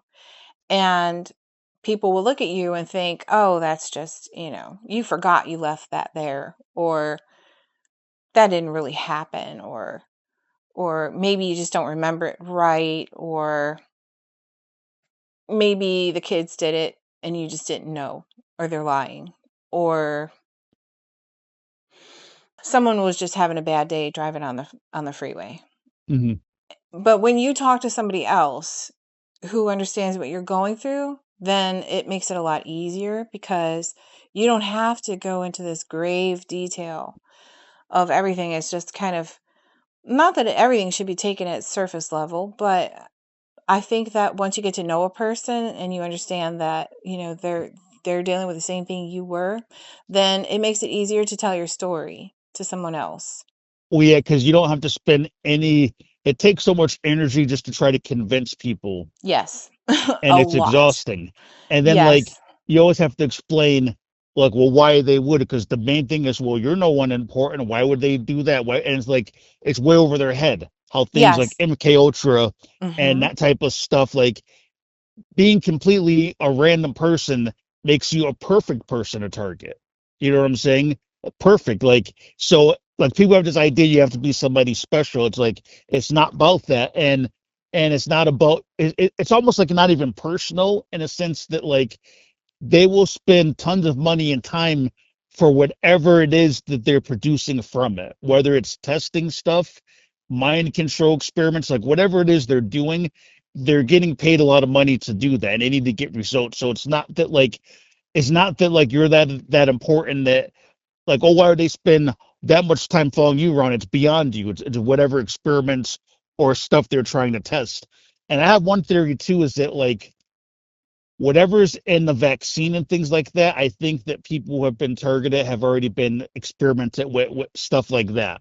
I won't get again. I won't go too deep. But yeah, because even things like you hear now about like the I think they call it the active denial system or something like that. Where I don't know if that's the name of it, but they have these now they call them crowd control weapons, where they're basically directed energy weapons, where they can radiate a crowd with frequencies and cause them to instantly feel burnt to disperse the crowd so they all run away. And then they claim, oh, it can't hurt people. Oh, trust me, it can hurt people. They're just not telling you that version of it. They're not telling you the whole story. But the thing is, way before these things came out, there have been people in the 70s who were targeted that were telling people this exact technology. They're being microwaved, they're being burnt. And nobody was like, believe them. Now it's mainstream because they've done those tests. They've done it enough where now they can go public with it. So now like people are aware of that. And a lot of the things that like even like the way that people are surveilled and things like that, just for the record, for anybody listening to this that thinks like, well, it's not your problem, you haven't been targeted, it's going to affect you more than the people who have been targeted, because the people who have not been targeted, what they want to implement on the worldwide population surveillance and all that stuff, it's for everybody that they want to do this stuff to. So the people who have been targeted already at least have an awareness of what's going on. They know how to protect themselves. They know a little bit more than the rest of the people. Like, you're not going to know what hit you if you don't start paying attention to what people like myself have been trying to sound the warning on. Yeah, I would definitely agree with that, because I think there's a lot coming, and I think this is the test. And I think they test a lot of dissidents too, people who don't go with the norm. And I believe that obviously we know they can get into our cell phones, but they're also getting into our homes, they're getting into our vehicles, they're getting into our personal spaces. They're getting into our heads when they, park their vehicles where you can see expired tags. They're doing things, I believe, testing what works. Yeah. And what better way to do that than with someone who may not comply all the time? Because there are going to be people who aren't, they're going to push back, but they want to see how far the people who are dissidents, ones who don't just go with the flow, how hard are they going to push back? Are they going to be in fear, like you stated, or Yeah. are they going to keep investigating and try and learn more about it? I take the second. I don't usually stay in fear because knowledge is power. So I go looking. Oh, and one thing I want to mention too about like the thing that people should be aware of is that, so I've had an issue where when I move certain places, I'll notice like half the outlets are like there's a gap between the outlet and the wall, almost like somebody pulled the outlet out to do something, and then when they put it back, it didn't click all the way on the wall. Mm-hmm. And I've noticed a pattern of that being done. So I'm like, okay, what are they messing with in the electrical system in a place that I live at? Like, what's the purpose of it? So I then started kind of being more conscious of the fact that a lot of times I would plug something in that's not a lot of power, like say my cell phone, right? Not a lot of power at all, and my outlets would do a lot of sparking, and I'm like, that's not normal to have that type of voltage where just because I plug in my phone, it's sparking. And um so I won't even get into all the details, but let me just say I'd figured out that with a smart meter, they're able to send electrical pulses to basically irradiate you from the outlets in your wall. And it can be done by smart meters, or what I think. I think the smart meter is a part of the system. But and that's why my outlets could spark like that, is because there's heavy currents being blasted through the walls to radiate me. Um, so I, and this is gonna sound crazy, but if you listen to this much into the video, then I'm sure you're on board with what we're saying. Um, but as a test, and when I was figuring this out, I decided to put aluminum foil, like aluminum foil tape, on all the outlets in the house. And not only did I sleep amazing, and all those feelings of discomfort I didn't feel when I covered the outlets up with aluminum foil tape, um, is that a couple of times I heard like this big pop. And when I say big pop, why it felt so, why it sounded so big, is because I realized that like all the outlets were blocked with aluminum shielding. So when they sent a surge through, it was like all the outlets at the same time bounced against the aluminum foil, so like it shielded it. So I heard like the aluminum foil pop throughout the whole house, as if they sent electrical shock through every outlet in my house. And when I heard that like 3 times, it confirmed what I was already thinking. So I think the smart meter system has something to do with that. How someone can do that to you from a remote location if you have a smart meter. I think that's how it's controlled. And then what makes people look crazy is that like some people who've been targeted will say things like they think it's drones doing it. I'm not saying the drones are not doing it, but like they'll think, oh, drones are flying over my house, and they'll associate the drone with then getting like the the feeling of radiation. So that could also be made to make people look crazy. Because let's say that the drones are like FBI surveillance drones that aren't doing anything, and they're really just flying, but they're not doing anything. Well, the FBI flying those drones, they're going to think they really are paranoid and crazy. We're not doing anything. We're just, we're not doing anything. But the person is targeted they're made to think it's coming from a drone or something when it's really right in their own house. A lot of the stuff that you may feel when you're sleeping. Wow, that's an interesting take. I've never Yeah, even and thought into that. I think the term is called dirty electricity. I don't know much about it, but I think like when I said how my outlets are always like halfway open, like somebody pulls them out, and there's like a gap. I think somehow they're using what's called dirty electricity that they can harm you with. I think that's what it is. I don't know much about dirty electricity.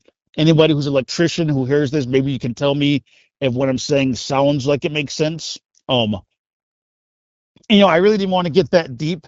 Um, but here's the thing: is that like a lot of this stuff may sound crazy, but it's for your own benefit to take note on the things that can happen, so you know how to protect your house and your home. There it is. Wow. And that is from a device that does not record sound. Incredible. That is brutal. Oh. You can see the pulsating too in the middle. So I think that is the sound that they're beaming in my house 24/7, and I can't hear it, probably causing damage. But the camera just happened to pick that sound up somehow. And I've had people contact me who have been filming themselves. So what I was saying, if you couldn't hear what I said in the video, is that I couldn't hear that sound. It was on a frequency that you can't hear, but the camera picked it up. Right. So I didn't even know that was being beamed in my house until I had checked my cameras, and which shouldn't have sound anyway. But that's definitely a weapon, right? And that's something high tech. So let me ask you this, like what type of, I don't know, military, Air Force, like what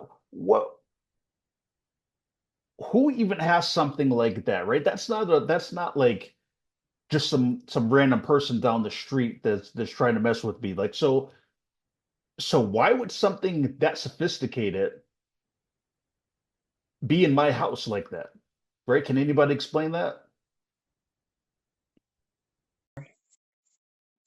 even that suggestion you made to me before, when you have video surveillance in your home, which I do, Yeah. to put a larger clock with a second hand on it Oh so yeah. that you can see and to stay offline if possible, Yes. but to see if the video footage continues, especially after something weird occurs and you're watching for timestamps and somebody entering your home. You can then see that time's been cut or it hasn't. Yeah, because timestamps on DVR footage can easily be manipulated. The timestamp can keep running, but the footage can be manipulated. So to get an idea, what Jane Bennett is talking about, watch the movie Ocean's 11, not the newer ones that came out, but the original Ocean's 11 with George Clooney, and they go rob a casino, and that's what they do to get into the vault. They loop the footage, so the footage looks like nothing is going on, but it was in a loop. So that can happen even easier now when everything is Wi-Fi. So if you have any sort of normal surveillance, a home camera system, especially if it's Wi-Fi, it can be manipulated. You could be looking at a still frame and think, oh, nothing's going on because the time stamp is still moving. So, what Jane Bennett is talking about, what I recommended to her is wherever your cameras are pointed, have like a big clock with a second hand and minute hand, or a second hand is always moving,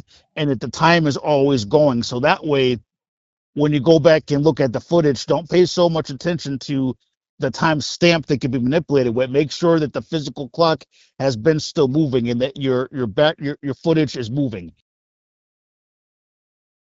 I kind of went too deep into some of this, deeper than I wanted to.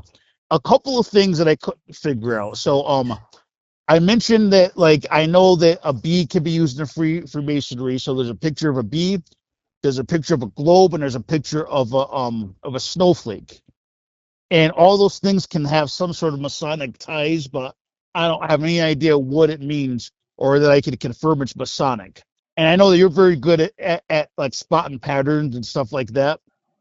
So do you have what are the different possibilities you think that could mean in that Caleb video? Oh, I believe you're talking about was the universe designed or created? Was the Yes, universe not created? yes. Yeah. Yeah. So the obviousness of that is the Saturn symbolism throughout the whole video. Yeah. And then you have, well, when you're first watching the video, you do notice that Saturn is hanging above the Earth in what seems to be some kind of a science center between two pillars. And you bring it down to the man who walks up to the screen. And when he hits the play button turns into a Saturn or a type of a circular, object with a ring around it. To me, seems like Saturn.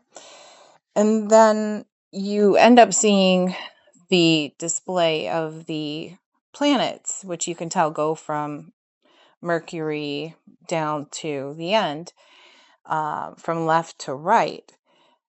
When you look closely, you see Saturn has no rings. And you wonder why would they not put rings here? And if you look up, you'll see the column, one of the two pillars, Jacob and Boaz, is right above it, centered precisely where the ring from the bottom of the pillar would almost take the place of the ring that was missing from Saturn itself. And I thought, well, that's weird. Why would they omit that ring? And then here's a pillar with the bottom looking like it has a ring on it. And as you know, Jacob and Boaz, one of the best known Freemasonic symbols out there, besides the Well, square I and was going to ask compass. you because I'm not familiar with that. You said Jacob and Boaz pillars. Jacob and Boaz from the Bible itself. So Okay. And what does that have to do with the pillars? that was the Temple of Solomon. So the pillars represent Jachin and Boaz. That's why there's always 2 pillars. So when you have the 2 pillars in between Saturn, as the video first starts, and then the pillar on the right seems to be directly over top Saturn, and just so happens to have a ring around the bottom of it. But Saturn is missing its own ring. So I wondered, is there some kind of reason why there's a ring on the bottom of the pillar, first off? And second of all, why is the ring missing from Saturn? Just didn't make sense to me. So, yeah, like I said, Jachin and Boaz, those are Freemasonic pillars from the Solomon's Temple. And when you look at the symbolic significance of Saturn, so a lot is written about Saturn being equivalent to Satan. You also have Saturn with the number 6, which is another reason why they equate it to Satan. So you have your Saturn is the father of time. Saturn is the father of time. So Kronos is his name, and he is as time is associated with, you have 60 seconds, 60 minutes. Let's see here. There was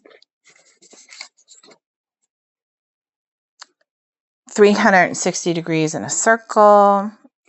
So you've got all this pattern of 6s, and you have Kronos as the father of time. He's devouring his children. So keep in mind, this is Saturn. He's known to have devoured his children for the sake of his kingship not being overthrown. And that itself is a very, very disturbing image. You can find that artwork. I would suggest being prepared if you look for it. But it's all over the place. It's very well known. And that, to me, is a very evil thing to do. So another reason why I believe that Saturn and Satan are a good match. So if we're looking at it through the perspective of Saturn being Satan in this video, then you can see kind of where it might be going. I would have to say, if I can skip over to the part where, let me explain this. There are exoteric meanings, which are the explanations presented openly to the public. Then there's esoteric meanings, which are deeper interpretations reserved for those who might study beyond the surface level. So, knowing that Saturn is equivalent to Satan is one of those esoteric understandings.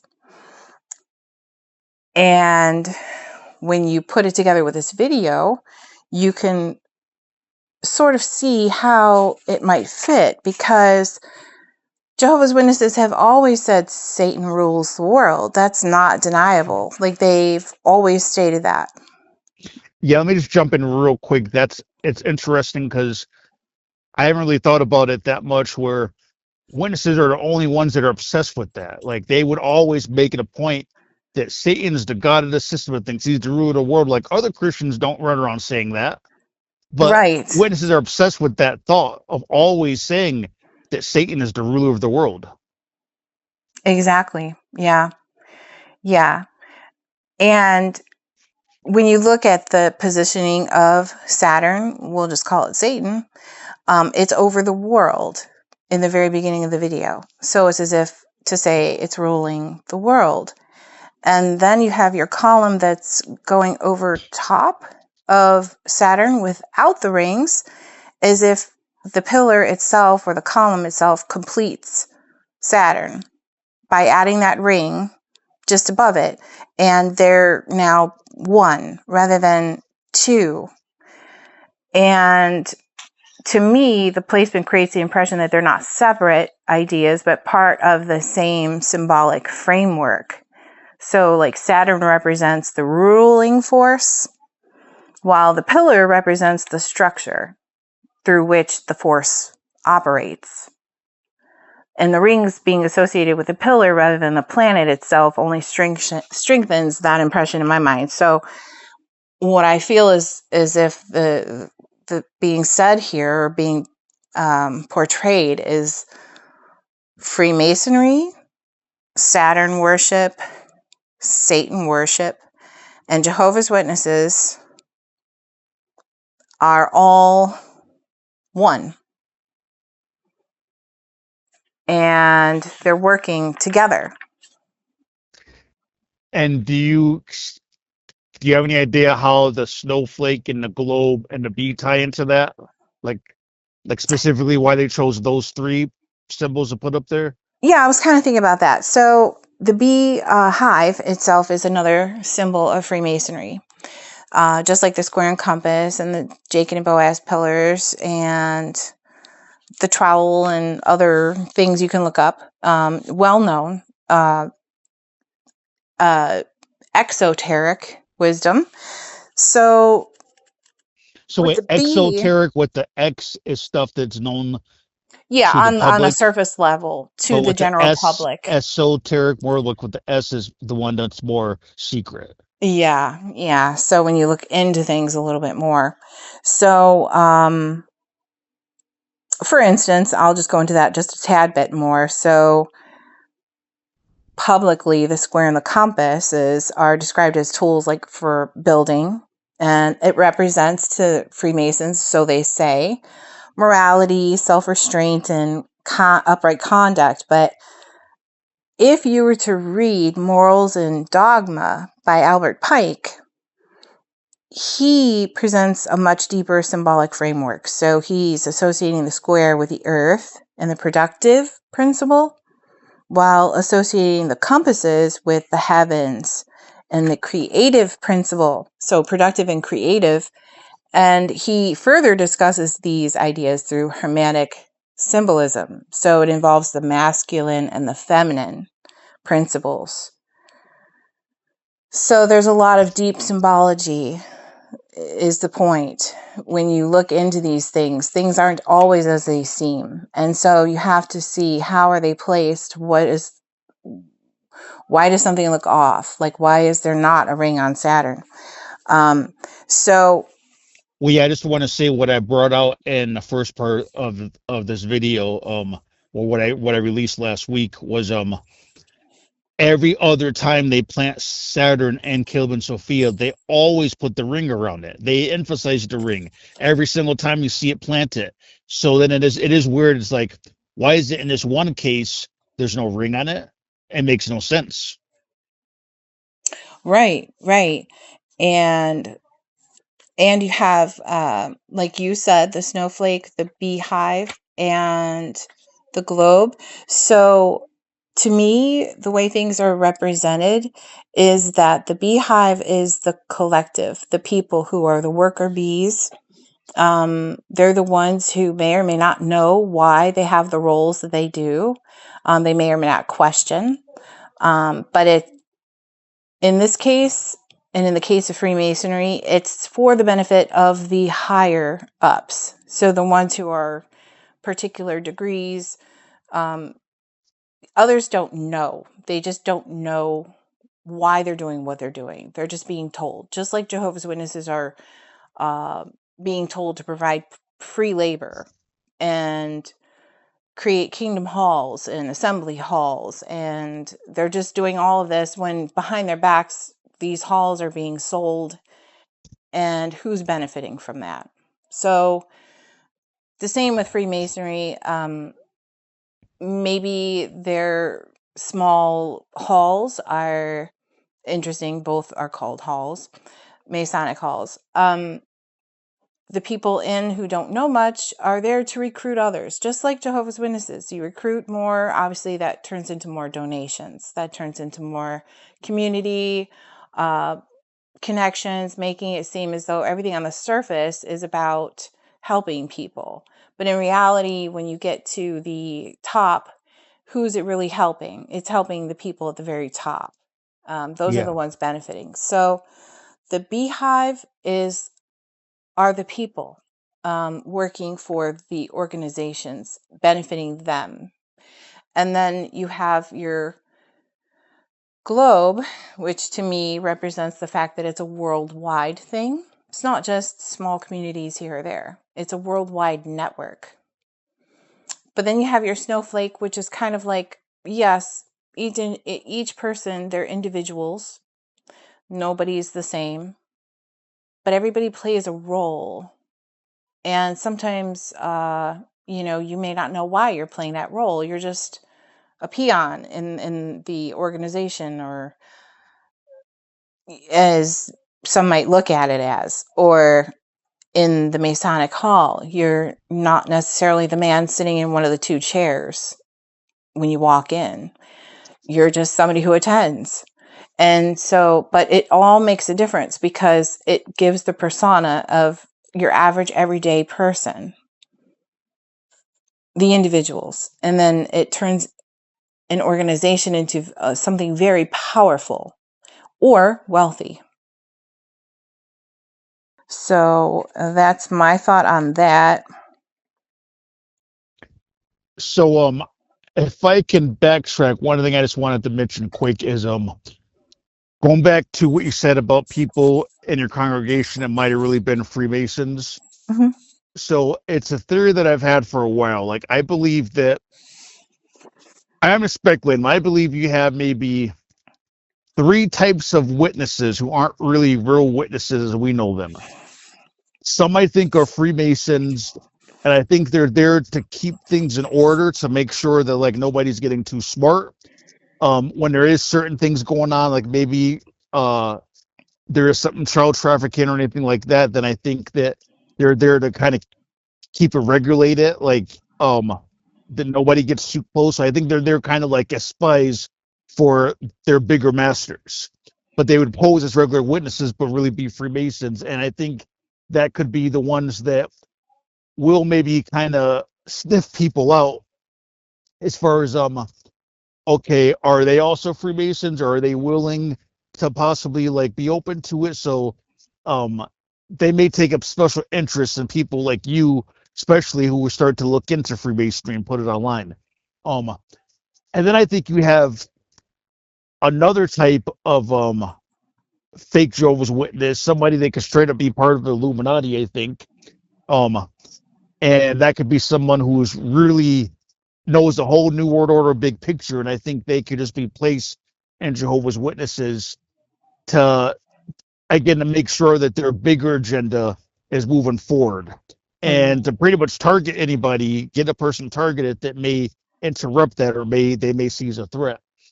And then I think there could be some people in there that are straight like FBI people who are just undercover just to see what's really going on. They may not even be affiliated with Watchtower.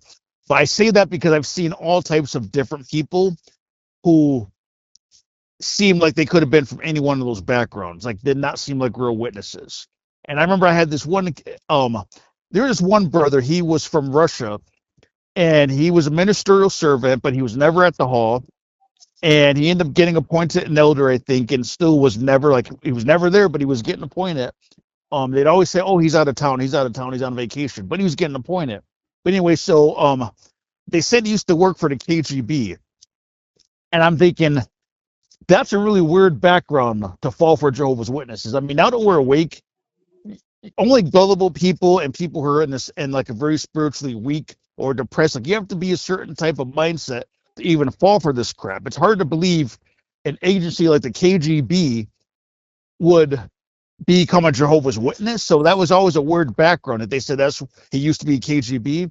But anyway, so when I first started dealing with harassment stuff, and I was still technically Jehovah's Witness at the time, a couple people who I tried to talk to, they said, "Oh, you know what? Go talk to this brother because he used to be in the KGB. So, like, yeah, maybe he can help you or he'll know what to do." So I called this brother up. I wasn't in the same congregation with him when I called. I ended up moving up to another state, but I remembered who he was. So I ended up calling him, and he remembered who I was. And when I started to tell him what was going on, he would listen to me for like literally like 2 minutes, and then he would say, "Let me call you right back. I'm going to think about what you're saying." And then he just hung up. And then he called me back. "Okay, yep, go on." And I'm like, "Okay, well," and I picked up where I left off. And then he'd call me up again. Let me call you right back. I'm going to think about what you're saying, and I'll call you back. And after the second time he did that, I'm like, I've never in my life been on the phone with someone that does anything like that. I'm like, did somebody just show up at his house and is telling him like what to say or something? Like, was he being coached? Because who does that? Who hangs up on you and says, "I got to think about what you're saying," but calls back a minute later and does that throughout? So anyway, at the end of the story, he kind of pretended like he didn't believe anything I was saying, but he was like, "Oh no, if you were being followed," I forget what he said, but kind of just like gaslighting type of stuff. And I'm like, that was so weird. I'm like, you know what? They say he used to work for the KGB. He's into something. I don't think he's a real witness. There's something with that brother. But ever since that is when I first had that theory, like, I don't think all these people in here are actual Jehovah's Witnesses like we believed. And I noticed other brothers like that too, who would like get appointed elders, and there are certain people who they were just never there or never out in service. And then you wonder, like, why are they moving up so quickly in this hierarchy? Yeah, I just wanted Red to share flag. that experience.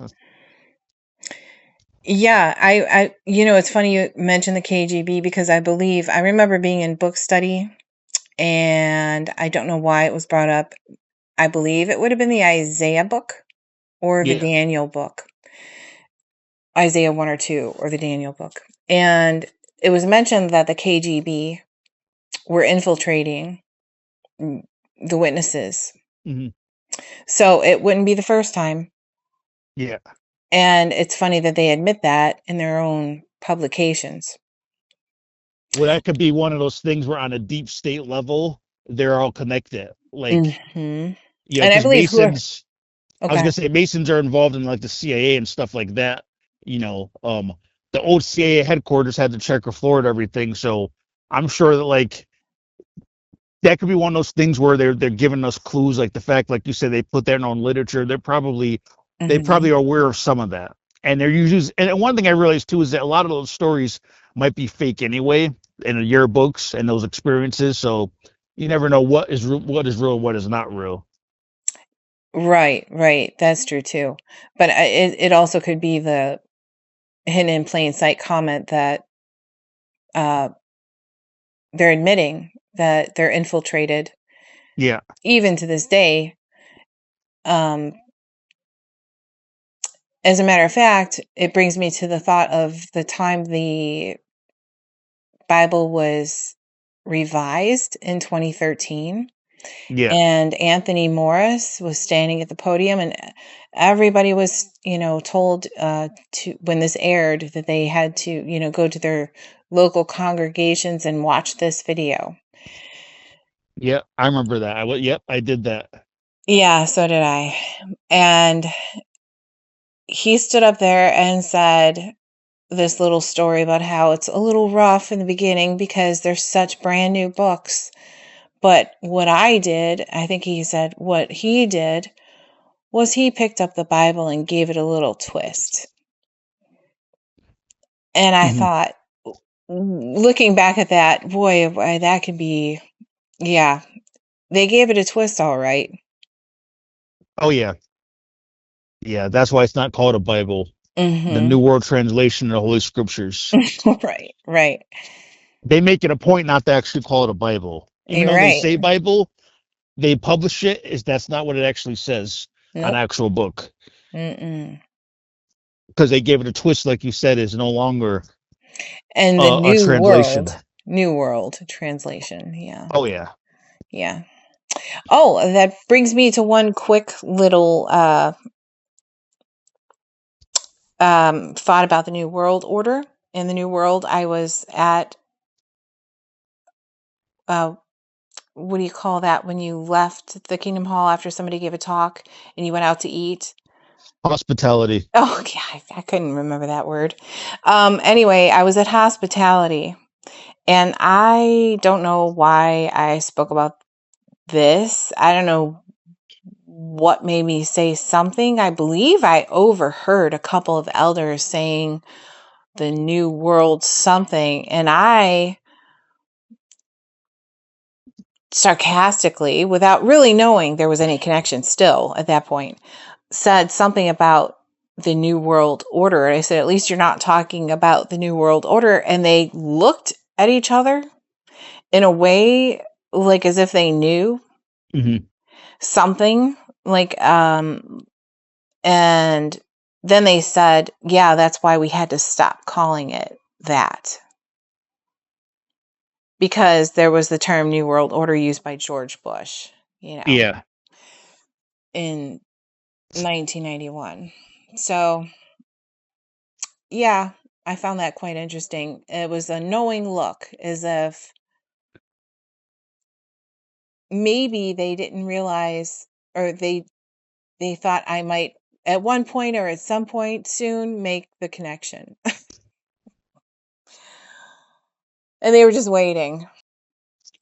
Yeah, one thing really weird, I just want to mention it because I won't be doing another video like this talking about these type of issues. So I'll just say it because we've already covered the target and stuff. Is recently one, and maybe you've had something like this happen to you too. So I have my phone on extra security settings that actually can actually block a lot of useful stuff. So it's a setting that most people don't like. It's called lockdown mode, and it's only available on iPhone from what I understand. But anyway, so it works good if you have hacking problems. But anyway, so one day, this is like a couple of weeks ago, my phone got a notification saying that this number was blocked trying to use FaceTime. Now I never even use FaceTime anyway, but it was weird because it was like the number that it said that it blocked trying to FaceTime, it was identical to my exact phone number, except the only difference was the very last number. So the last number in my phone number ends with 9. And this is the same duplicate phone number, except this one, the last number was 1. And I thought that's really weird that like a ghost number almost, like my exact number, only off by 1 number, tries to open up FaceTime. But anyway, so my phone settings automatically blocked it.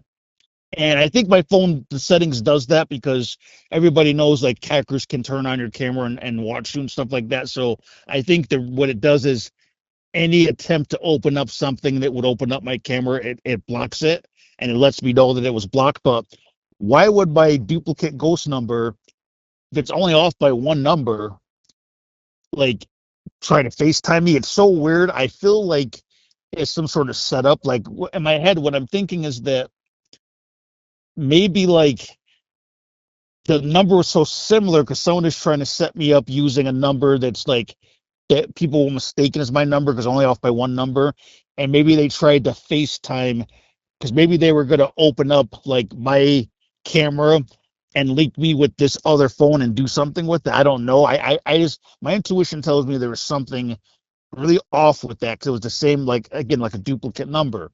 And then a Verizon truck showed up right around that point and parked in an odd spot. It was like a big Verizon kind of box truck.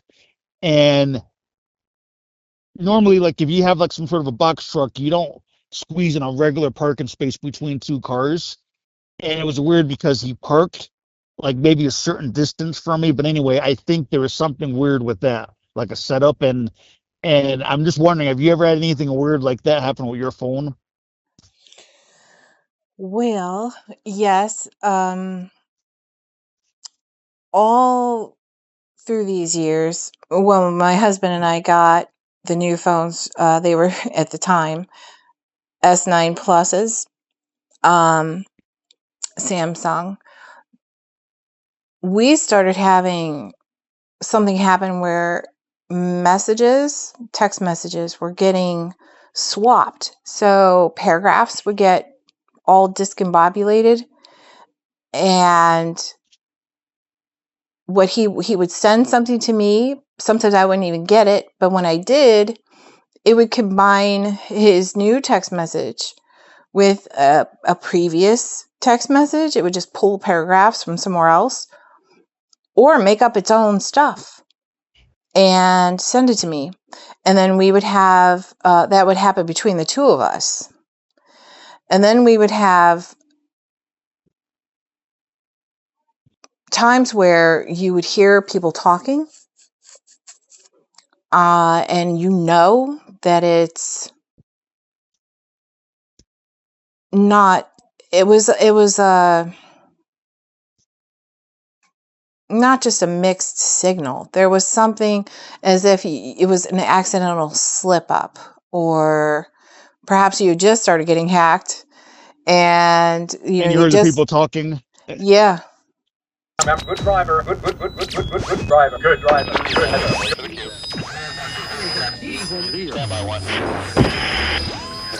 Countdown to action. Stand by, everybody. Stand by one. He's heading west on Stewart. Stand by all extras. Gloria, he'll be on you in about 90 seconds. Pops, make sure the coffee's hot. Okay, he's making his turn onto Lancaster Square. Oh my God! He knew his balance. Something's wrong. Change frequencies. I've heard other people talking, and then I've had my Facebook hacked. Not only was it hacked, but somebody put up a picture of some random, or I would assume a random picture of someone as my image. I didn't have an image there. So that was hacked. My email has been hacked.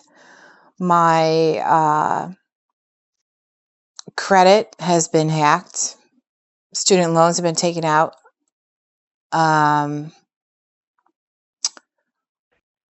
Whether or not that was just something, or that was tied to some breach, I don't know.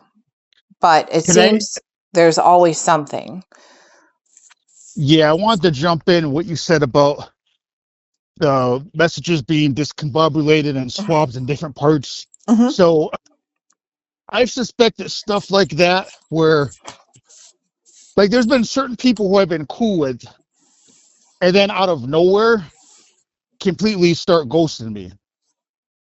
And even worse, like not even responding, almost like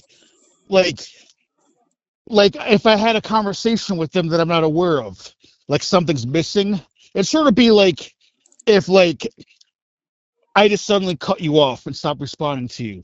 You'd be like, okay, well, what did I do? Did you and said the last time we spoke, we were completely cool. So then it's like you wonder, like, well, what happened, right? Like, did you miss something? And I've had that happen with quite a few people, and I've kind of wondered, like, are they getting like messages for me that aren't really me, like somebody being rude or saying something inappropriate? Like, why would? And I've had that theory that I might have had something like that happen in my case. Yeah. That sounds plausible for sure. I would say that. And I don't know, like there's certain people who like there seems to be like some sort of a block where I feel like the communications are being messed with, and then they just like they cut me off cold turkey. But I think it could have to do with what you're describing is if that was being done between you and your husband, that's almost like just playing a joke on you. What's to stop say something like that from happening with say like your coworker or somebody else, where you send them a message, but what they get is something that you didn't even say. Oh yeah. Mm-hmm. Yep. Because it wasn't just discombobulated messages. Like I said, it was missing messages too. And I would say, I sent this to you. It shows sent. And I would screenshot it and send it to him. He'd say, I never got it. Yeah, and one thing too, because I don't want to just make people fearful or be scared. But I think that what people need to realize is that all this digital stuff is not for our benefit. It's being sold to us as convenience, but the people that run these systems is giving them ultimate control over everything. You don't want everything digital and AI and all this crap. I think we really need to go back to like in-person connections, phone calls, um, and not have everything digital. I mean, there's people who break up with their partner over text message. There has to be a limit. Like any serious conversation, like we need more in-person connections because that's the only way to really fight against this type of digital stuff. Right, right. I agree. I agree. That's probably why you pushed me so hard in the beginning. Like, is she for real? Oh, when you first contacted me? Yeah. Yeah, I sometimes have to do that. Yeah, so I just want to put that word out to everybody. Yeah, go back to like in-person connections and never like and some of the people who I mentioned before who I feel like I said, kind of just like ghosted me and disappeared with no explanation. My last communication with them are usually just like through text message, and that's the problem is that you don't want to cut anybody off or it's important that I think your last conversation with someone, if you're cutting them off for some reason, it should at least be verified that you're really talking to the person and not just a text message that can easily be manipulated. Right. I think too, when I had that guy John on, who also was targeted, I think he said the same thing with some of his communications. Like people suddenly got upset with him and he's like, well, nothing happened, but they were upset with him over something. He's like, upset with what? I didn't even speak to you. You come home and your garbage cans are turned over. And you ask your neighbors how this happened, but they don't know. I you could you walk in your house and you listen to your answer machine and you have an angry message from a friend and you're thinking, I haven't talked to you in a week or two. But they're pissed off because they think they talk to you. They think, whatever. You get in your car and you go down the freeway and all of a sudden there's a red car behind you and you change lanes and let him pass, but he changes lanes and gets behind you. And he's trying to piss you off. So then you tap your brakes to brake check him a little bit. And he backs off a little bit, but then he comes back on and does it again. You go into a store and your credit cards don't work. You call the bank, they don't know why they don't work. They just know that there's a glitch in the system. Then all of a sudden you walk back out to your car and the police are there because you fit the description of somebody who stole a purse and you're hassled, threatened by cops. Or, you buy something on Amazon and it's 2-day shipping, but then 2 days go by, the package is on your doorstep. That's because the package was already stolen from you. Or maybe, it's an important letter that you're waiting for in the mail. You're waiting for it days on end. And the envelope comes, but the letter that was inside the envelope is not there. So you don't know what was said or what was written. And you call and say, I got the envelope, but I didn't get your letter. And then the person on the other end is, well, that's crazy. If you got the envelope, you should have the letter. So they think that you're trying to run some kind of scam or some kind of game on them. Then all of a sudden you decide, well, maybe I just want to move to another area. I'm gonna put my car on Facebook Marketplace and sell my car, and then I'm gonna move across town or I'm gonna move to another state or whatever. And you got a hot car, and everybody would love to have this car, but nobody touches it. Nobody offers you anything. Nobody even calls about the car. And you're thinking, well, maybe they're not interested, but you're not realizing that nobody is seeing the ad. You just think they seen the ad and that they're not interested. And then you realize that some force seems to be trying to isolate you, make you by yourself.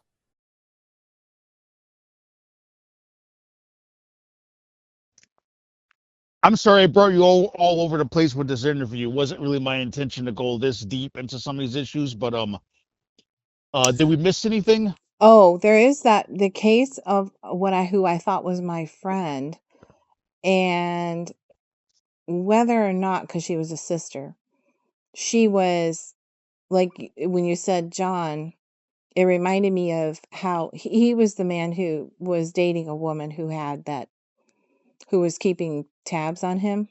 Yeah.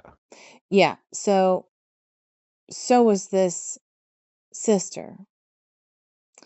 My husband came across a couple of tablets, notebooks, I should say. Can I just give the context to my audience? So in one of my videos,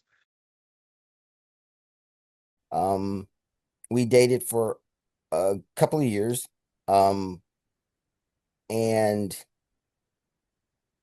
one day she was visiting here in California, and she always kept her phone locked.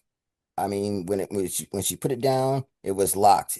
But this one particular time, she set the phone down, and she forgot to lock it. It automatically has a lockout screen. When the screen goes black, it automatically locks. But I happened to pick it up. I don't know what I touched because it's touch screen. I don't know what I touched or what I hit, but the normal Android desktop or what you'd see with all the apps, that was gone. The screen went black, and then it was like a totally different desktop, a totally different system, operating system, whatever it was. But I noticed that there are all kinds of folders, and some of them had my name on it, and some of them had the names of places that we had been on dates or whatever.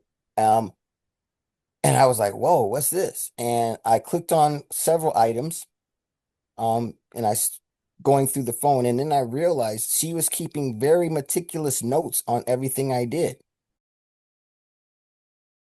But I did find it very peculiar, beyond just a personality quirk, that she kept tabs on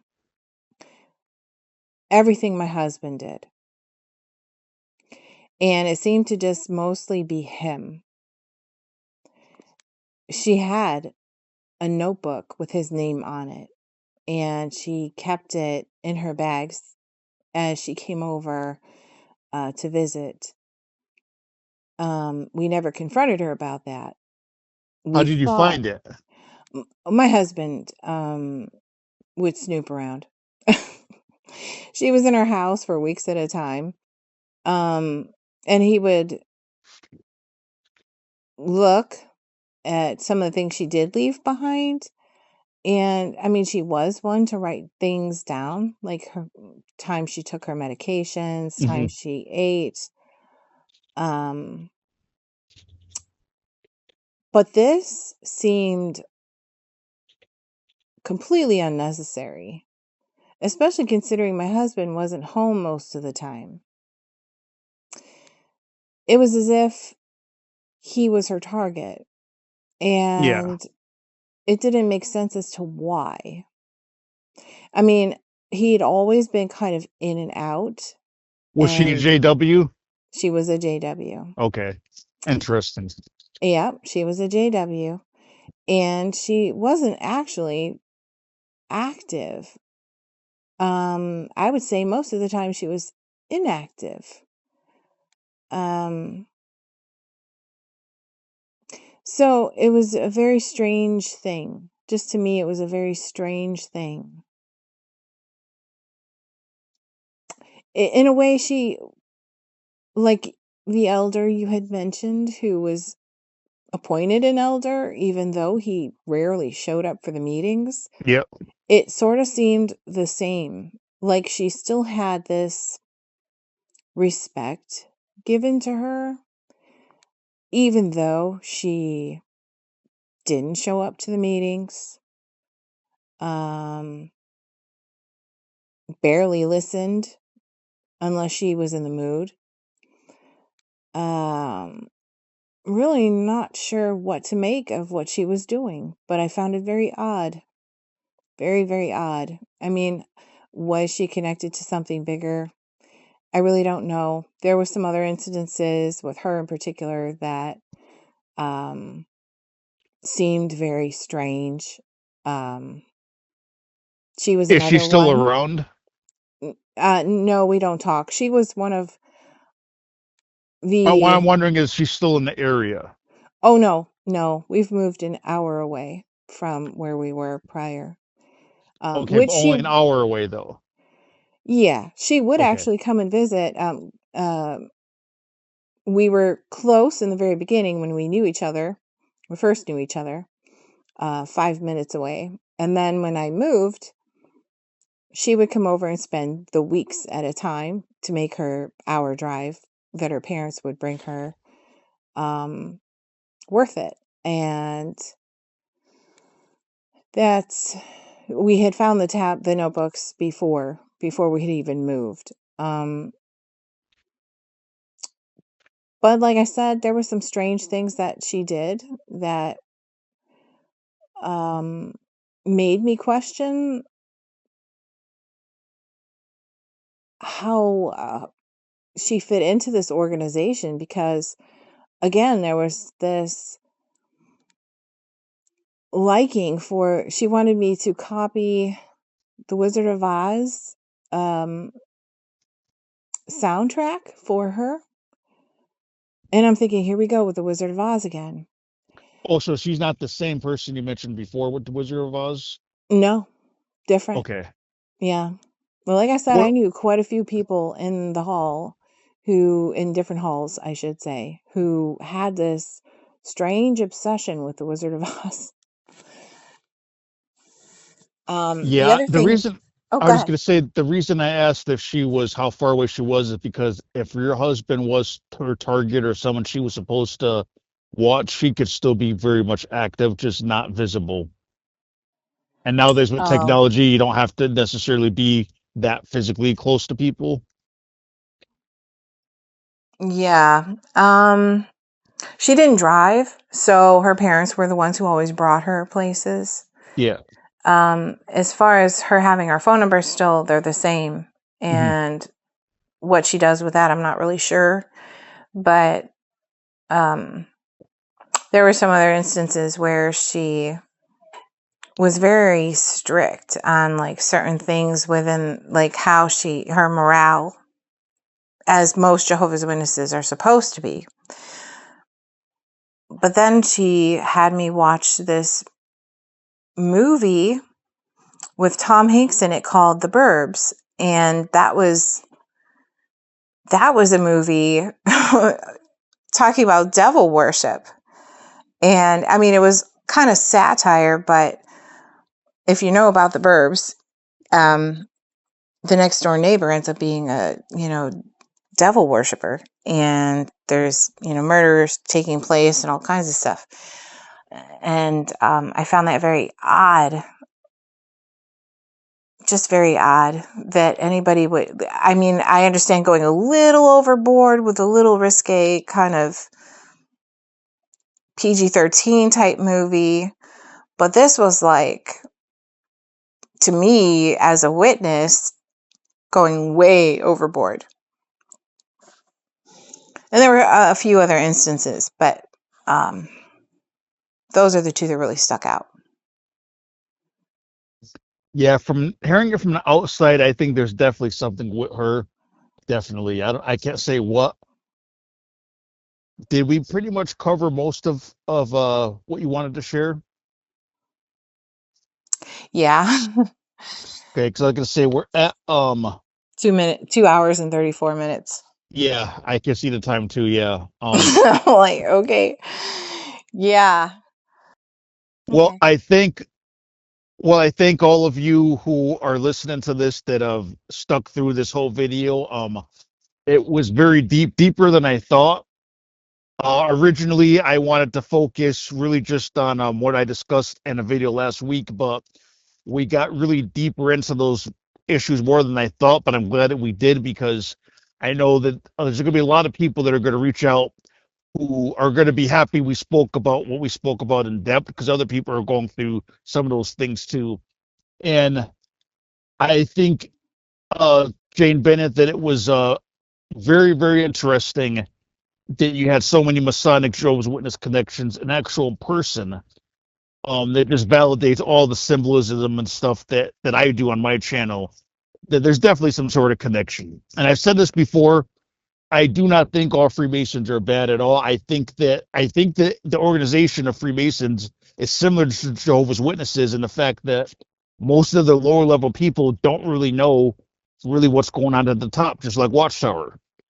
But clearly there's a connection, and the connection is definitely something evil. But anyway, thank you very much for coming on here and not being afraid to go into some of those issues. And like I said in the beginning of this video, that we were trying to do this on Zoom, but really weird things are going on with the connection with Zoom, where it wouldn't work great. My voice wasn't matching my face. The connection was lagging. It was slow. The signal kept dropping. So we had to just do this old school style, like on a voice recording on a phone. But thank you who was stuck with me, and thank you, Jane Bennett, for coming on my channel. Oh, you're welcome.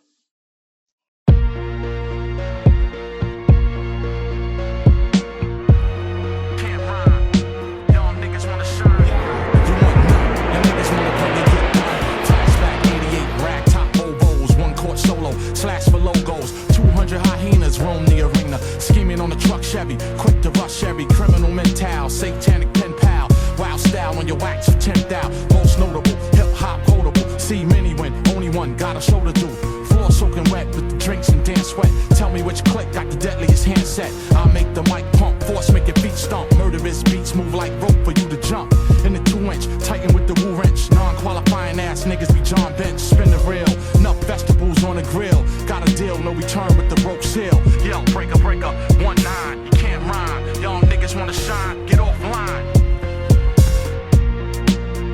can't rhyme, get offline, breaker, 1-9, you can't rhyme, y'all niggas wanna shine, get offline. I use and abuse all groups and crews, I can't lose, straight up and down, I'm bad news like the Bears, we folks from under the stairs, pack a head trigger, scared.